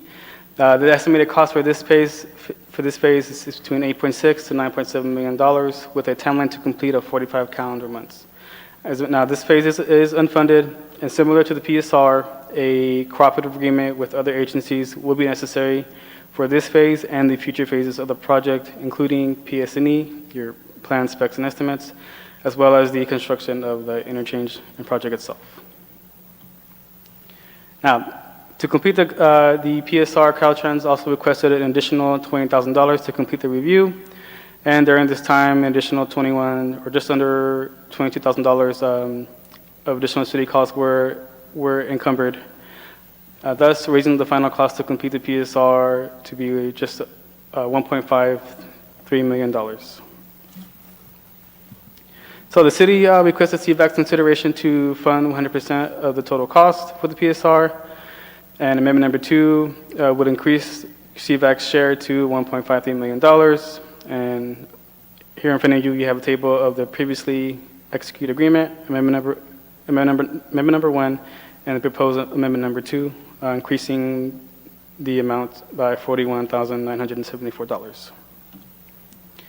Here's a look at the fiscal impact. This is funded by our Capital Improvement Fund, Fund 331, for, again, an additional $41,974, which would increase CVAC's obligation from $1.49 to $1.53 million.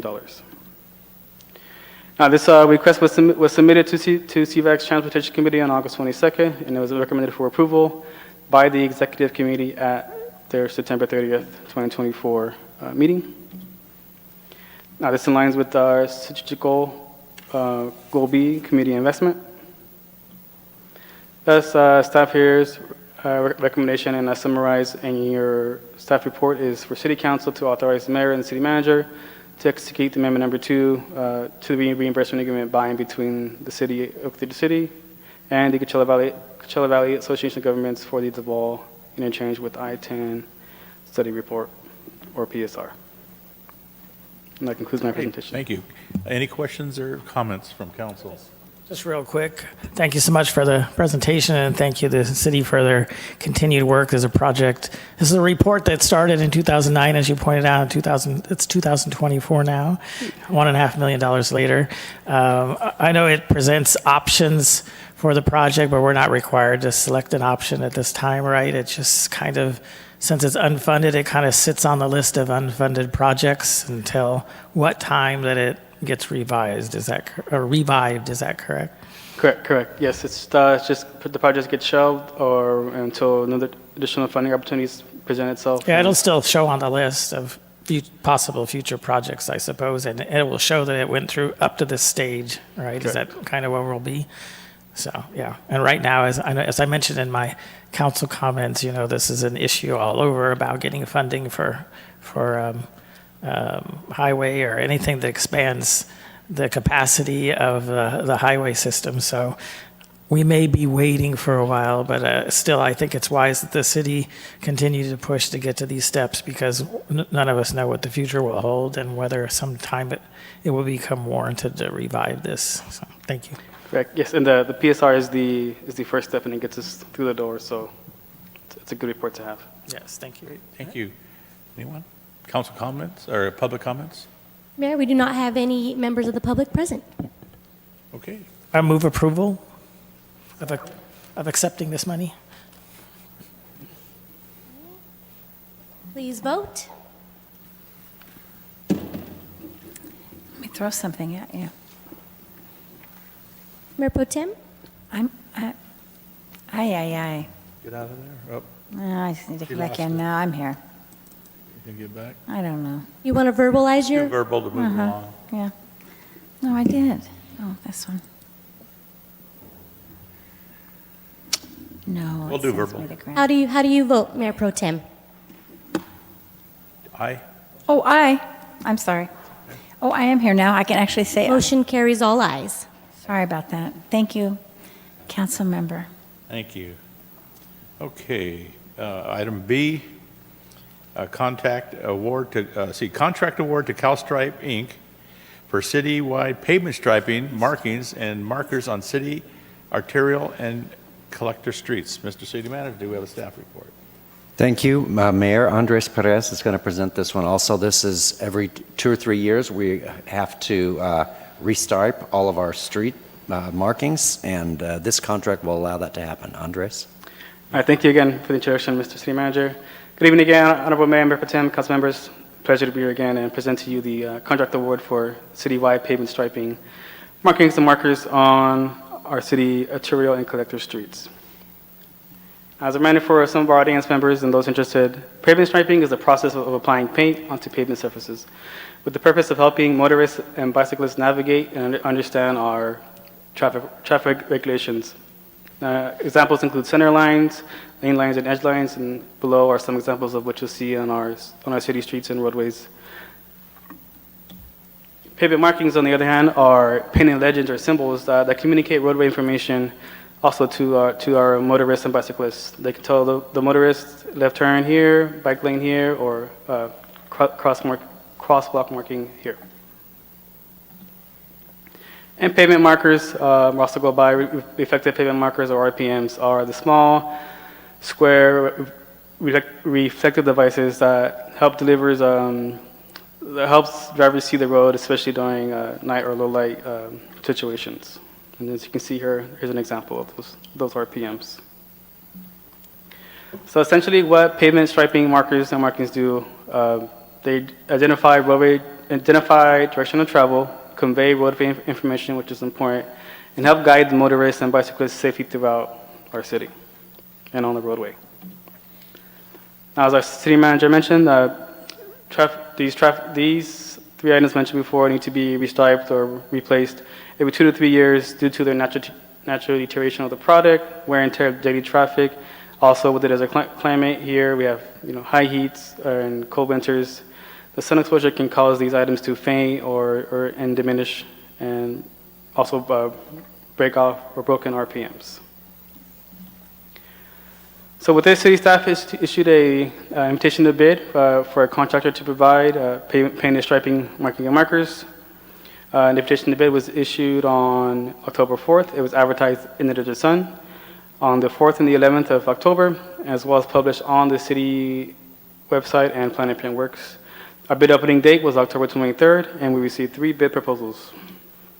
3 bids from CalStripe Incorporated out of Colton, California, Superior Pavement Marking from Cypress, California, and PCI, with the lowest responsible bid being from CalStripe.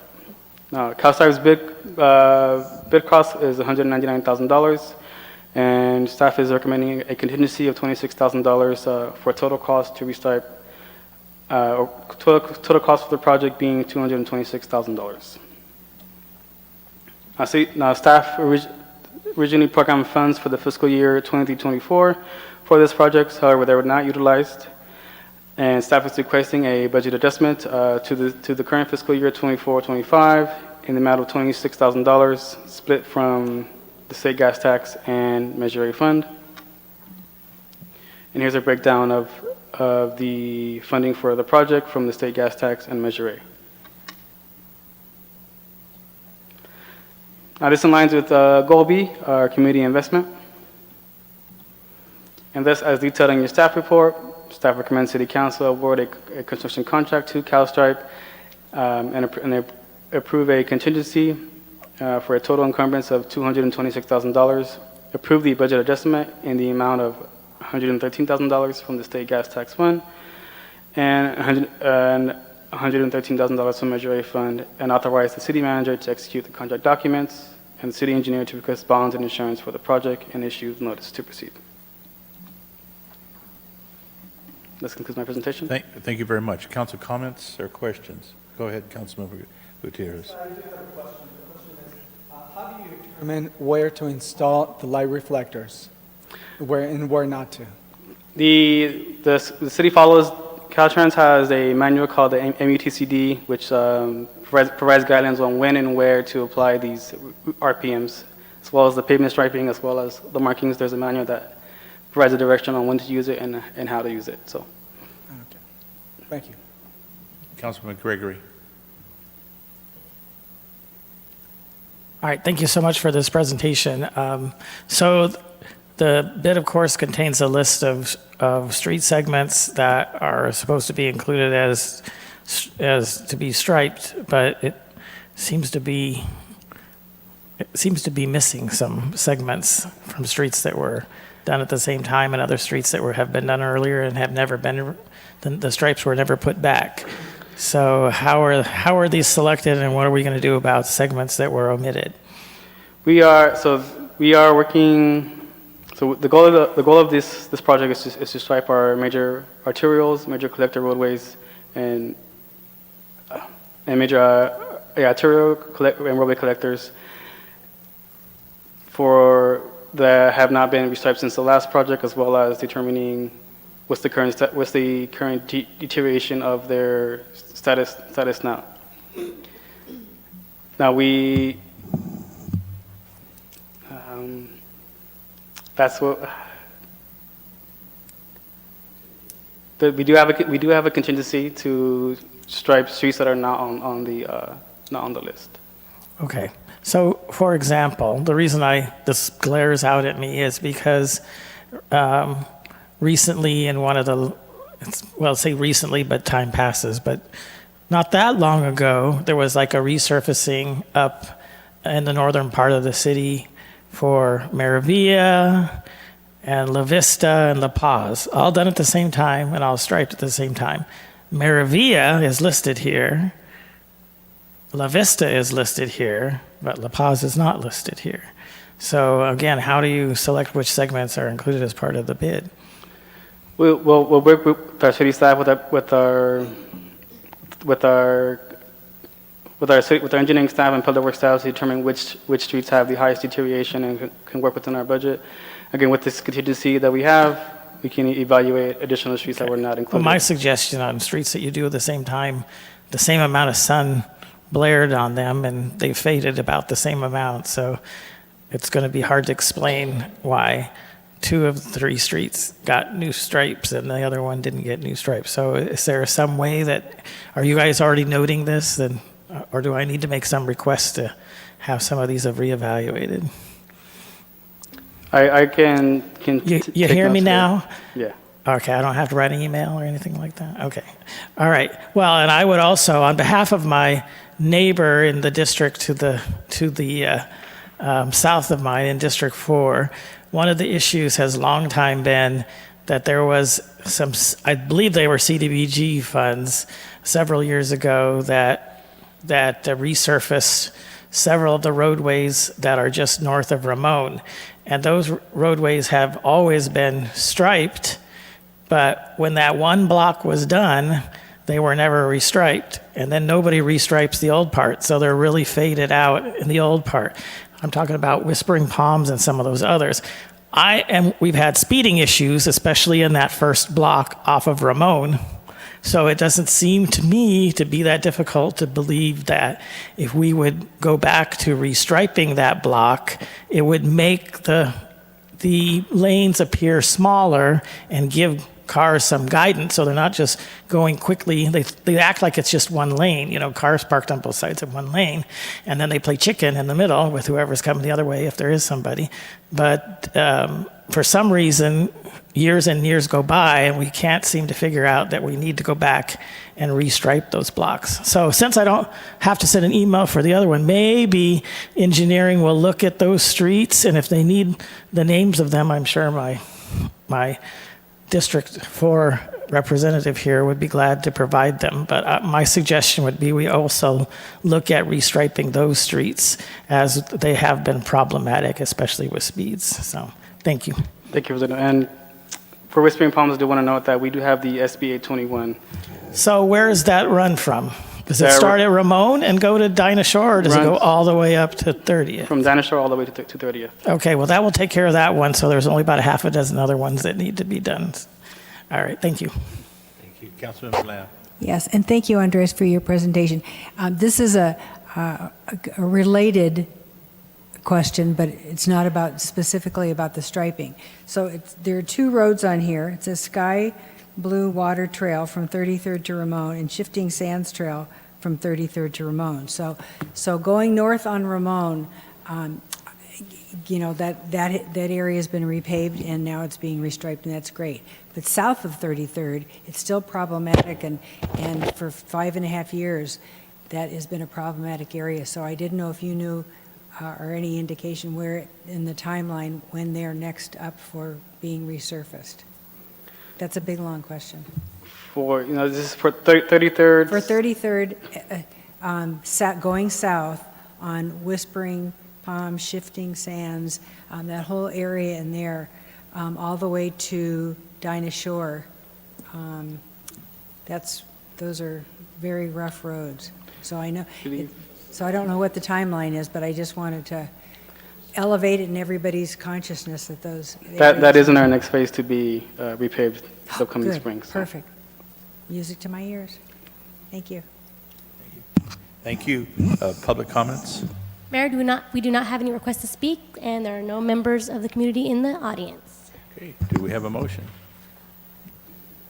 Move to approve. That's good. Please vote. Motion carries, all ayes. Item C, purchase of one 2024 hybrid, I'm going to just guess it, Hula, how do you say it, John?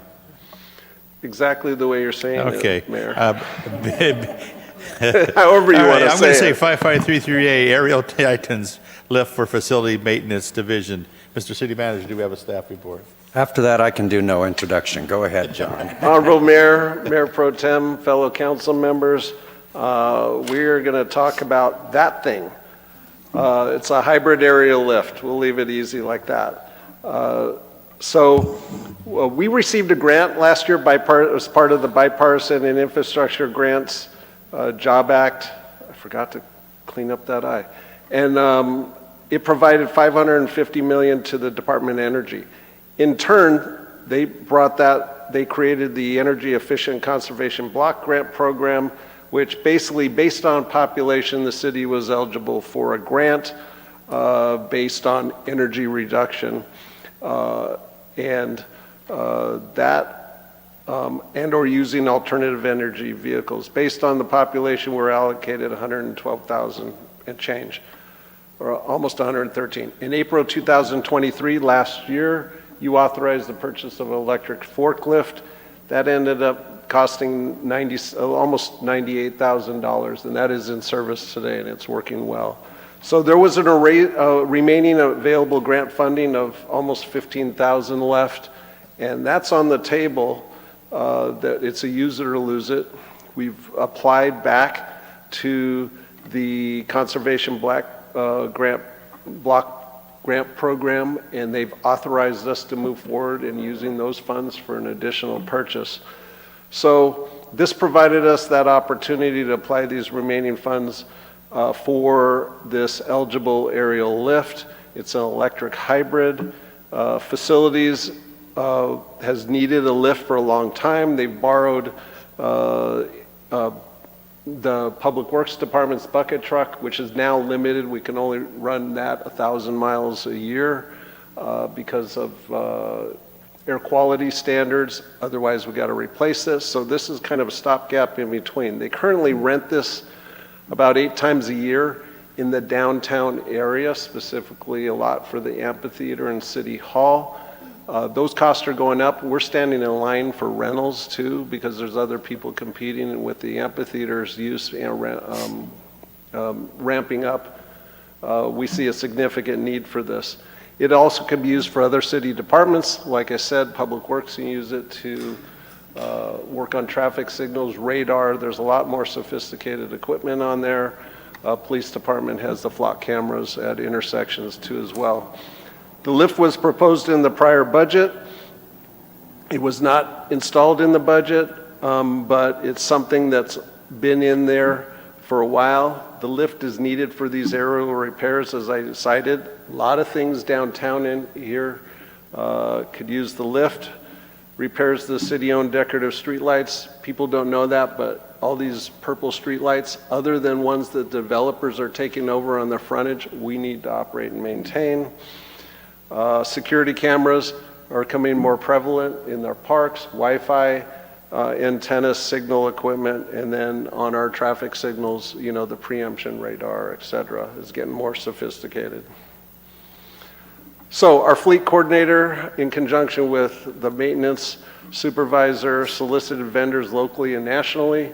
The results, as you can see on the screen, Aerial Titans had really the only hybrid with a set and drive, and I'll talk about the set and drive. And the price you can see there was a little over $68,000. Thousand Palms, they had a gas-only vehicle, and Forklift America as well had gas only. And I might add that I've already looked at the Aerial Titans site with our fleet coordinator, and they've taken this one off. It was the only one we found that had the hybrid set available now, and they've taken it off till potentially, if you approve this purchase, we can purchase that. They did that as a favor to us. So this is what it looks like. This is what it can do. It is towable, but the beauty of this product, and it can go up to 60 feet, which covers really the height of City Hall or anything we want to do around here. It's light enough to be towed by any of our city vehicles with a tow hitch.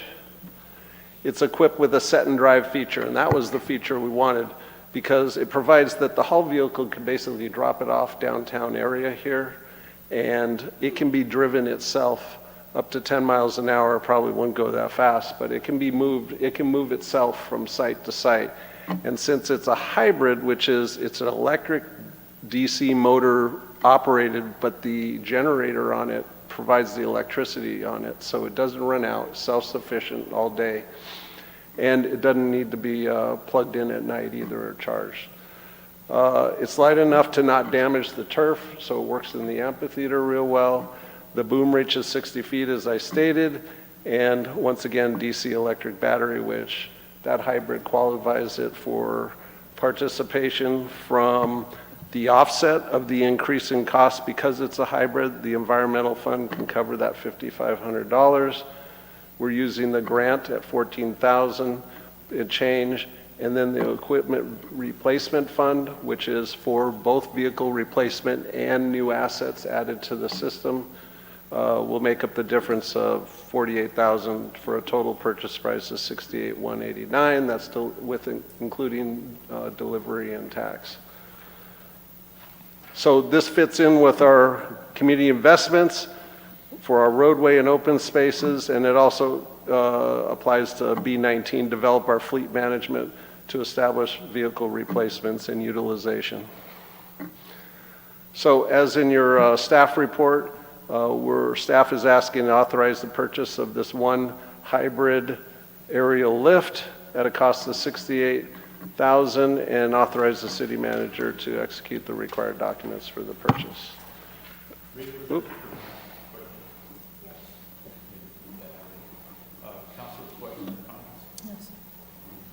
Just for, do you have plans to store it?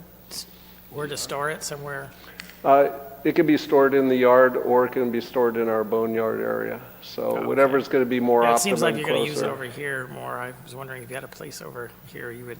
Yeah, there's space available in the boneyard. We'll make space for it, and or the yard. So, and it can actually be driven between the two, so they're close enough to be able Well, to do that. particularly makes sense for around here. If you had it here and you need to do some little things and not have to tow it, you can just drive it out and drive it back in real slow.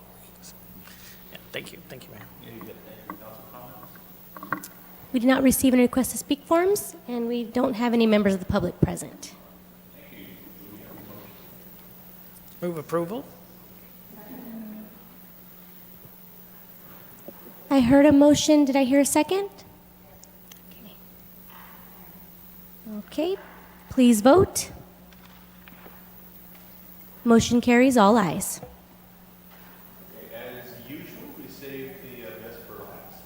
Fiscal year 2024-25. Thank you, Mayor, and Kevin Biersack, your Financial Service Director, will present this item. This is an important item. When we presented the year-end update to you last year, we looked forward to this year, and you have some major expenditures that we knew and planned for, but that are going to cause a drawdown of fund balance. They're one-time in nature, completing Esperanza Park, the removal of the dirt under the bridges, a number of things like that. So we pledged to take a look at our budget and see if there were some things that we could reduce that will help to minimize the effect of that on our current and future fund balance reserves. And so Kevin is going to go over what our plan is for this fiscal year, and it will place us in a position at the end of both this year and next year to maintain our 33% fund balance target. Kevin? Thank you, sir. The presentation is done. The city manager did it for me, so we can end this meeting. And Mayor, this is the last briefing as mayor that you are going to receive, so it's double best for last. So on that note, as usual, please feel free to ask questions as we go along or save them to the end. Fiscal year 24-25 budget adjustments that we are proposing to you all tonight. Our standard lead-in slide with respect to biennial budgeting, why it is good, because if we did annual budgeting, it would just be a repetitive cycle, 6 months working on a financial statement, 6 months working on a budget, and it'd be crazy. So we thank you for biennial budgeting, which ironically is done in most jurisdictions. It is definitely a majority. So let's talk about the good news. Budget decreases, because you know what will come after that is we will ask for a few increases. But let's talk about budget decrease. We've identified a significant area that would be cost reduction to alleviate additional expenses, and this actually to meet the operating and our strategic goals. So this basically revolves around our continued increase in city staffing with CalPERS public employees that are under the PEPR program, the retirement program, and the decreased enrollment in our CalPERS Classic Retirement Program. So as a result, we continue to see a decrease in our other post-employment benefits, or known as our OPEB liability. As a result, we are recommending a one-time set-aside for this fiscal year for 24-25 to not make an OPEB payment.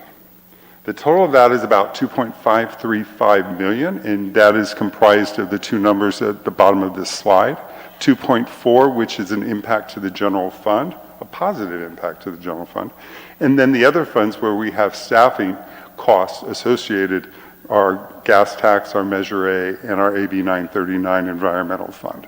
So once again, that would be these two amounts totaled equal 2.535 million.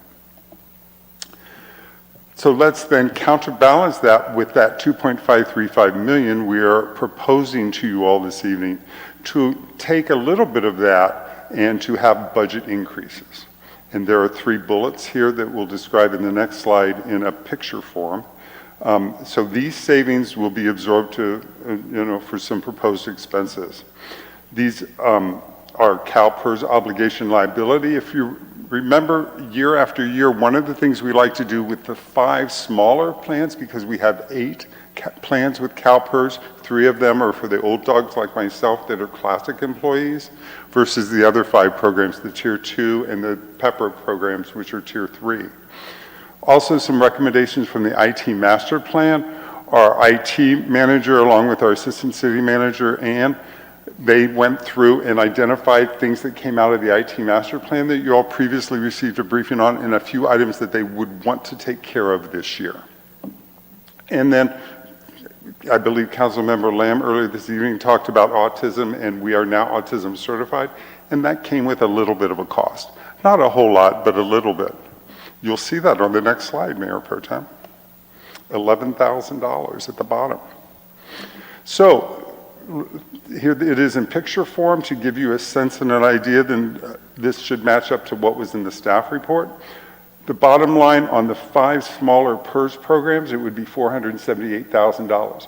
The good news to share with you is because PERS is always a year in arrears, a year ago, June 30th, so that would be June 30th of 2023, for those 5 programs, we're 92% funded or higher for all of those. So what you all have done and what you've allowed us to do, we're keeping those programs close to being fully funded.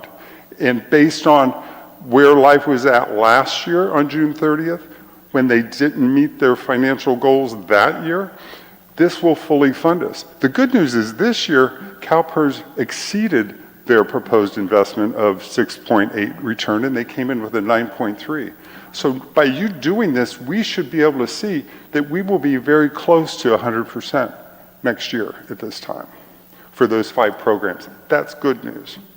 So separate from the PERS payment that we're asking you for tonight, we have 3 items that are from the IT master plan. Note one of them, and we did this for you, Mayor Carnevale, it's coming from the PEG fund, so there will be no impact to the general fund for that first $26,000 item. As a reminder for the listening audience, the PEG fund is public education and government, and that basically funds the ability of what goes on in this room for council meetings. Website improvements at $25,000, and earlier this afternoon you had a briefing from Ryan Hunt, our communications and events manager, about Code Red. And that was the cost of Code Red is $25,000 per our IT manager. And then, as we talked about, the autism training and testing that we did. So in total, it's $566,000 with respect to all of those budget adjustments. So when you sum it all up, it ties back to when you do the pluses and the minuses, a net decrease to the general fund expenditure authority that totals almost $1.9 million, 1.8 plus. A decrease in our expenditure authority for the 3 other funds, the gas tax, the Measure A, and the environmental fund that totals that $122,000 that was a few slides back. And the 1 increase is to the PEG fund, as we discussed, for the agenda management system upgrade. You all just don't have any questions yet, and I'm not used to that. So let's talk about what this slide, you've seen this before, and this is an update to what you saw 3 weeks ago when we presented to you the preliminary financial results. As the city manager said, the goal here by doing these budget adjustments was to ensure that we would still be above our 33% minimum fund balance requirement. So in the first column, you can see the original budget that was passed last May. And that's where, when you tie back to everything and the pluses and the minuses, that's about a 52% number for a fund balance reserve is where we started going into this, the beginning of this fiscal year. The projected ties back to, as you notice on the expenditure line, the 70 million increased to 77 million. And that's because what we briefed to you 3 weeks ago, that was about 78.9. Well, when we take off the 1.871 that we talk about in this presentation, that gets us down to $77 million with respect to expenditures. So that 38% that we were at 3 weeks ago in this middle column, we're now projecting 41%. Yes, sir. Could you just refresh my memory? The reason the ARPA revenue is down, is that because you were able to use some of it in the current year? This year we spent, the year that we are ending, we spent more than the $5 million that we had anticipated because of the formula on the 17.5 FTEs that we rehire. We actually have to use actual charges. We forecasted about 1 million and it came in at 1.5. Okay, I thought I remembered that, but I appreciate you jogging our memories. Thank you. Another thing to point out with respect to in here, this keeps in mind when we get to the third column, and that is in the third column, we generally project our revenue increases at about 4% per annum, and we project our expenditure increases at about 3% per annum. So that's kind of what happens here. So we didn't, so I want to point that out because we're not looking at the 3% on top of the 77 million. Because keep in mind that 77 million, as the city manager articulated earlier, includes some one-time costs at Speranza Park, a couple $1 million there. At the end of June, you gave us the authorization to pull out all the dirt around the bridges underneath because that's a Tropical Storm Hillary kind of thing. So that's a one-time cost that the general fund is eating right now. But we are hopefully projecting from a projection and from a forecast standpoint to start receiving some of those monies. I will share with you, do I have all the faith that that $1.9 million will come in this year? Probably not. Every week I get a little bit more discouraged when we have our weekly FEMA meetings. We had another one today. But we're going to get that money eventually. It's just a matter of timing. So in the end, in the third column, what you see with that 3% increase in expenditures, not based on the 77 million, but on the 70 million compounded twice, and then this 3%, the 4% revenue growth, what we're looking at is still at 35% from a forecast here. But let me talk a little bit more on the next slide. Any more questions on this one? Yay, that's a win. So it becomes even more important for us as city staff to be more prudent, for us to be more deliberate, and to focus on efficiencies and priorities of our internal operations in supporting the community, our constituents, while we're safeguarding the financial stability, new terms, not just fiscal responsibility, but to safeguarding the financial stability of the city's general fund. In doing so, we anticipate current year general fund savings ranging anywhere from $300,000 to $500,000. So you might ask, how are we going to get there? Staff vacancies. We've talked about this before. When we have vacancies, even though we budget at full staff, you have to plan for having full staff. But generally speaking, as we discussed 3 weeks ago, we had over $3 million worth of general fund savings because of those vacancies. Will we come in at that $3 million plus savings this year? Probably not. But I promise you, we're probably going to come in the $1.5 to $2 million range. So next year at this time, or 11 months at this time, when we're briefing the preliminary financial results, you'll see the same kind of thing next year. But this year is with having less vacancies than we've had traditionally from last year, because you can see it in the marketplace. Fingers crossed, people are staying a little bit longer. That COVID effect that we had, maybe they're starting to figure it out. Staying somewhere is a good thing. So, but we're probably going to be stretching out those vacancies from a standpoint of, we'll be deliberate, we'll make sure that we do our due diligence, but do we need to hire and have them start next week or in 2 weeks, just depending upon how it works. So on average, probably anywhere from 2.5 to 3.5 months with a vacancy in between. So that's the first bullet point. The second bullet point tied back to, we are experiencing increased staff deficiencies. And a lot of it ties back to automation. Look at where we're at today. Look at a couple of years ago when you all would hear about Tyler and you'd hear about Intergov, and the hair on the back of your neck would stand out straight. We're not there. We've made progress with respect to where we're at today, both from an Intergov EPL standpoint, from a Munis standpoint. Various aspects, we're becoming more efficient in how we do our jobs.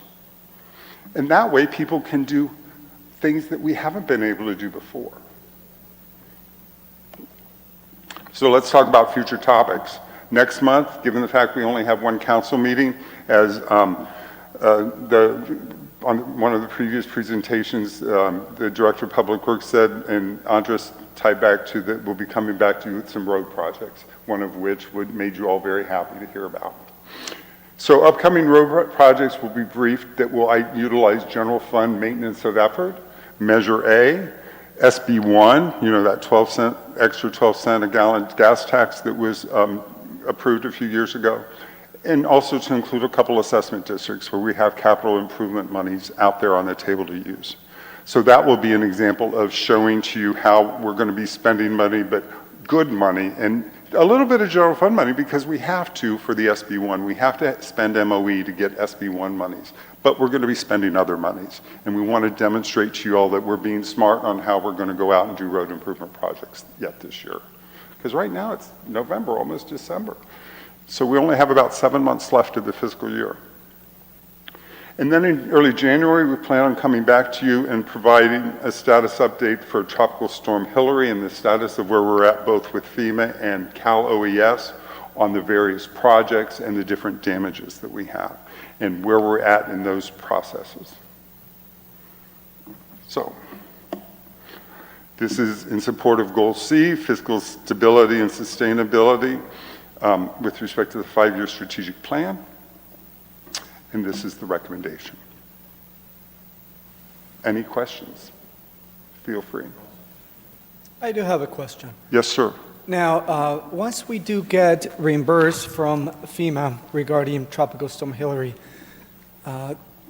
things will normalize. Are we going to come back and actually make payments on PERS and OPEB since we missed it?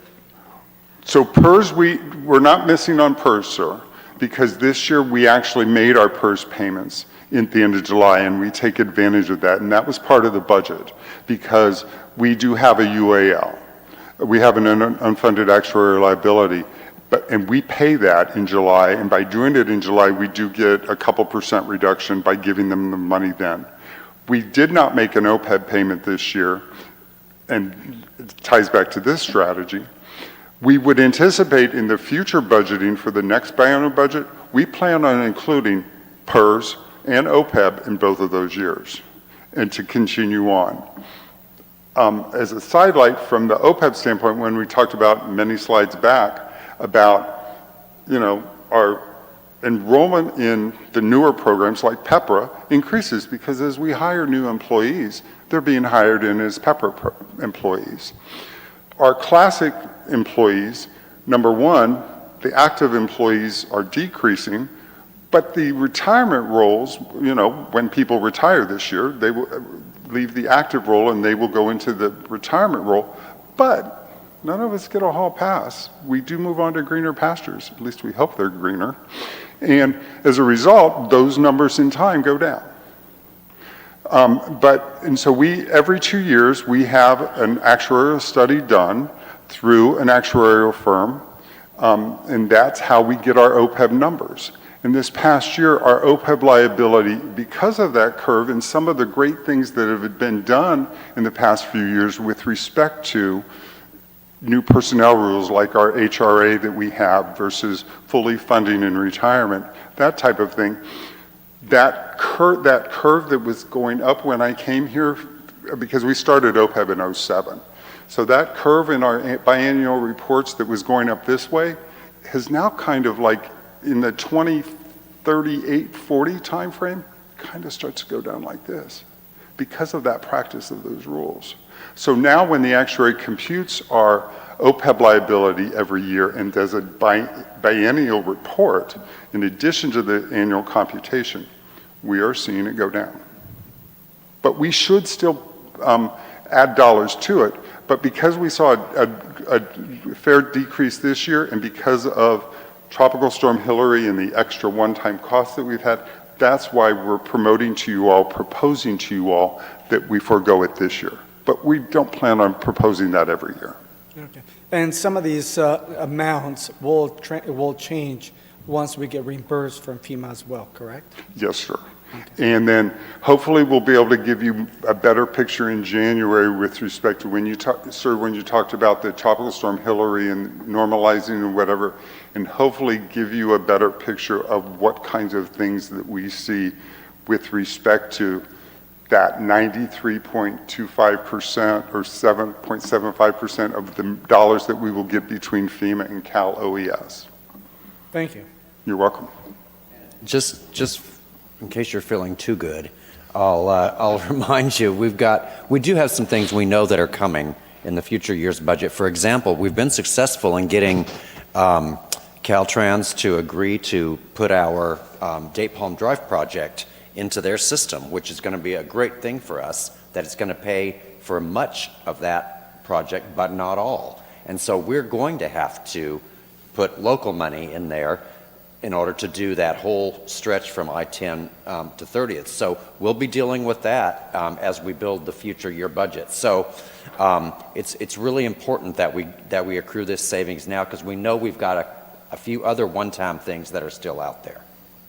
And to tie into that, many of the things that the city manager talked about in the study session with council goals and things, and he explained that certain things had been deferred, we will factor those in and go through the process in the budget process, starting in December through May for this biennial budget, to evaluate what we believe can be included, vice what may need to be pushed off or whatever, and be able to share that with you when we do that.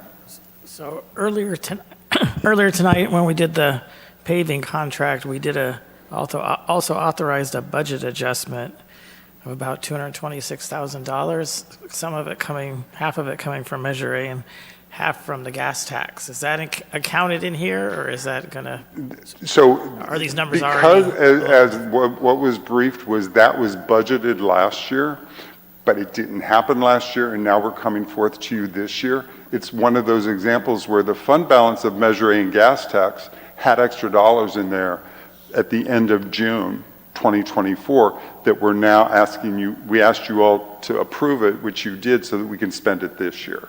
So it was in the biennial budget, it was just in year one, and we're now doing it in year two. Okay, so that wasn't, you're not counting, because this is general fund balance that you're using. Yes, sir. Okay, all right. Yes, but I promise you, from a Measure A and gas tax standpoint, we have that 113 and 113. I believe you, since you had it in the budget for last year. I'm assuming it's still there, so. Yeah, it just falls off because it's an operational kind of a thing, so and then when we go out to contract on any kind of road improvement, we come to you all anyway. Thank you. Okay, thank you. Thank you. You bet. Any questions, council? We're all good there. Any public comment? Mayor, we did not receive any requests to speak forms and no members of the public present. Okay, do I have a motion? Move to approve. Second. Please vote. You got it? No. All right, hang on. Take your time. I know. You can do it. Just to put right there. I know it's like I'm learning how to swim, although I don't know how to swim, so you're not doing a very good job. Mayor Pro Tem? We'll do verbal. Would you like to verbalize your vote? Yeah. Is it an aye? Just say aye. Or Aye. yes. Okay. Motion carries, all ayes. All right, thank you. See, is there any items council would like to discuss? I was interested in what Sunshine Edwards talked about, looking into have a system such as council does for commissions and committees. Can we bring that to study session? Is that okay? All right, thank you. The discussion is okay. I think there's things we need to discuss. Oh, how do you, what do you have, I mean, you wanted, Well, we can discuss it. okay, all right, good, that's it. Yep, likely after the first of the year, because the December meeting is shaping up to be pretty full, so if January is okay, we can have a discussion item then. Okay, well, go ahead. You gotta bring that down. The microphone. I'd like us to think about, and that is, I've been so stoked since the day she arrived, our grant writer, but I never really know what's happening. And I was wondering if we could agree on maybe having a quarterly report. It'd be great to have it in writing. It could be verbal if you needed it to be, but just to have an idea of what it is what we are achieving, because I know it's big and. I have seen updates, as he was talking about, for something, I've seen something a couple. additional than what we've been getting in the city manager's update, because periodically there's a grant. Once in a while, but if we did it just quarterly, then we'd know we have it all. And ma'am, we do have that on the docket. What we do is we do a quarterly grant. Kevin, you need to speak into the mic, so it's on. Take your time. Take your time. You know what? We do a quarterly grant and we do a bi-monthly procurement contract. Amanda does the quarterly, and we did that for the end of September. We did it in an October weekly report. In January, we will do it again as of December 31st. So that's no problem providing it to us. You got it. Thanks so much. Yeah. So and then we're doing the same kind of thing from a risk management standpoint. Whenever we have anything that is noteworthy, certain things we can't talk about, but other kinds of things we're trying to flesh that out to you. But instead of piecemealing one here and one there, and, it's kind of nice to have a little something that you can bite into. And please let us know what we're developing because of Amanda's tenure, because she started November 27th of 23, That's so right. she's at almost a year. We are doing that with 4 quarters, and we're doing an annual trend. That'd be great. Yes. I look forward to seeing it. Okay. So do we need to bring that for study session or no? I think we'll just continue to include that in the the weekly update at the monthly thing. And if there are questions or things on that that you want to dig deeper onto, then we can schedule something. Can we have it quarterly? Can something be produced quarterly? It is produced quarterly, Produced and monthly, isn't it? I do it. That one's done quarterly. I attach it to the weekly report. If you want me to distribute it in some other manner, I'm happy to do that as well. I'll put Okay. Because for some reason, I'm glitching on that. What did you say? I said you can put it in an individual email and highlight it. No, somehow I'm just glitching on this. I don't seem to be getting it as often, or I'm not. It's okay. You good? I'm good. Well, I'll figure it out. I'm going to come straight to you now because I know council is supportive of that, so. Okay. Okay. Okay, so happy Thanksgiving, everybody, and we'll see you, what, December 10th? September 10th, thank you.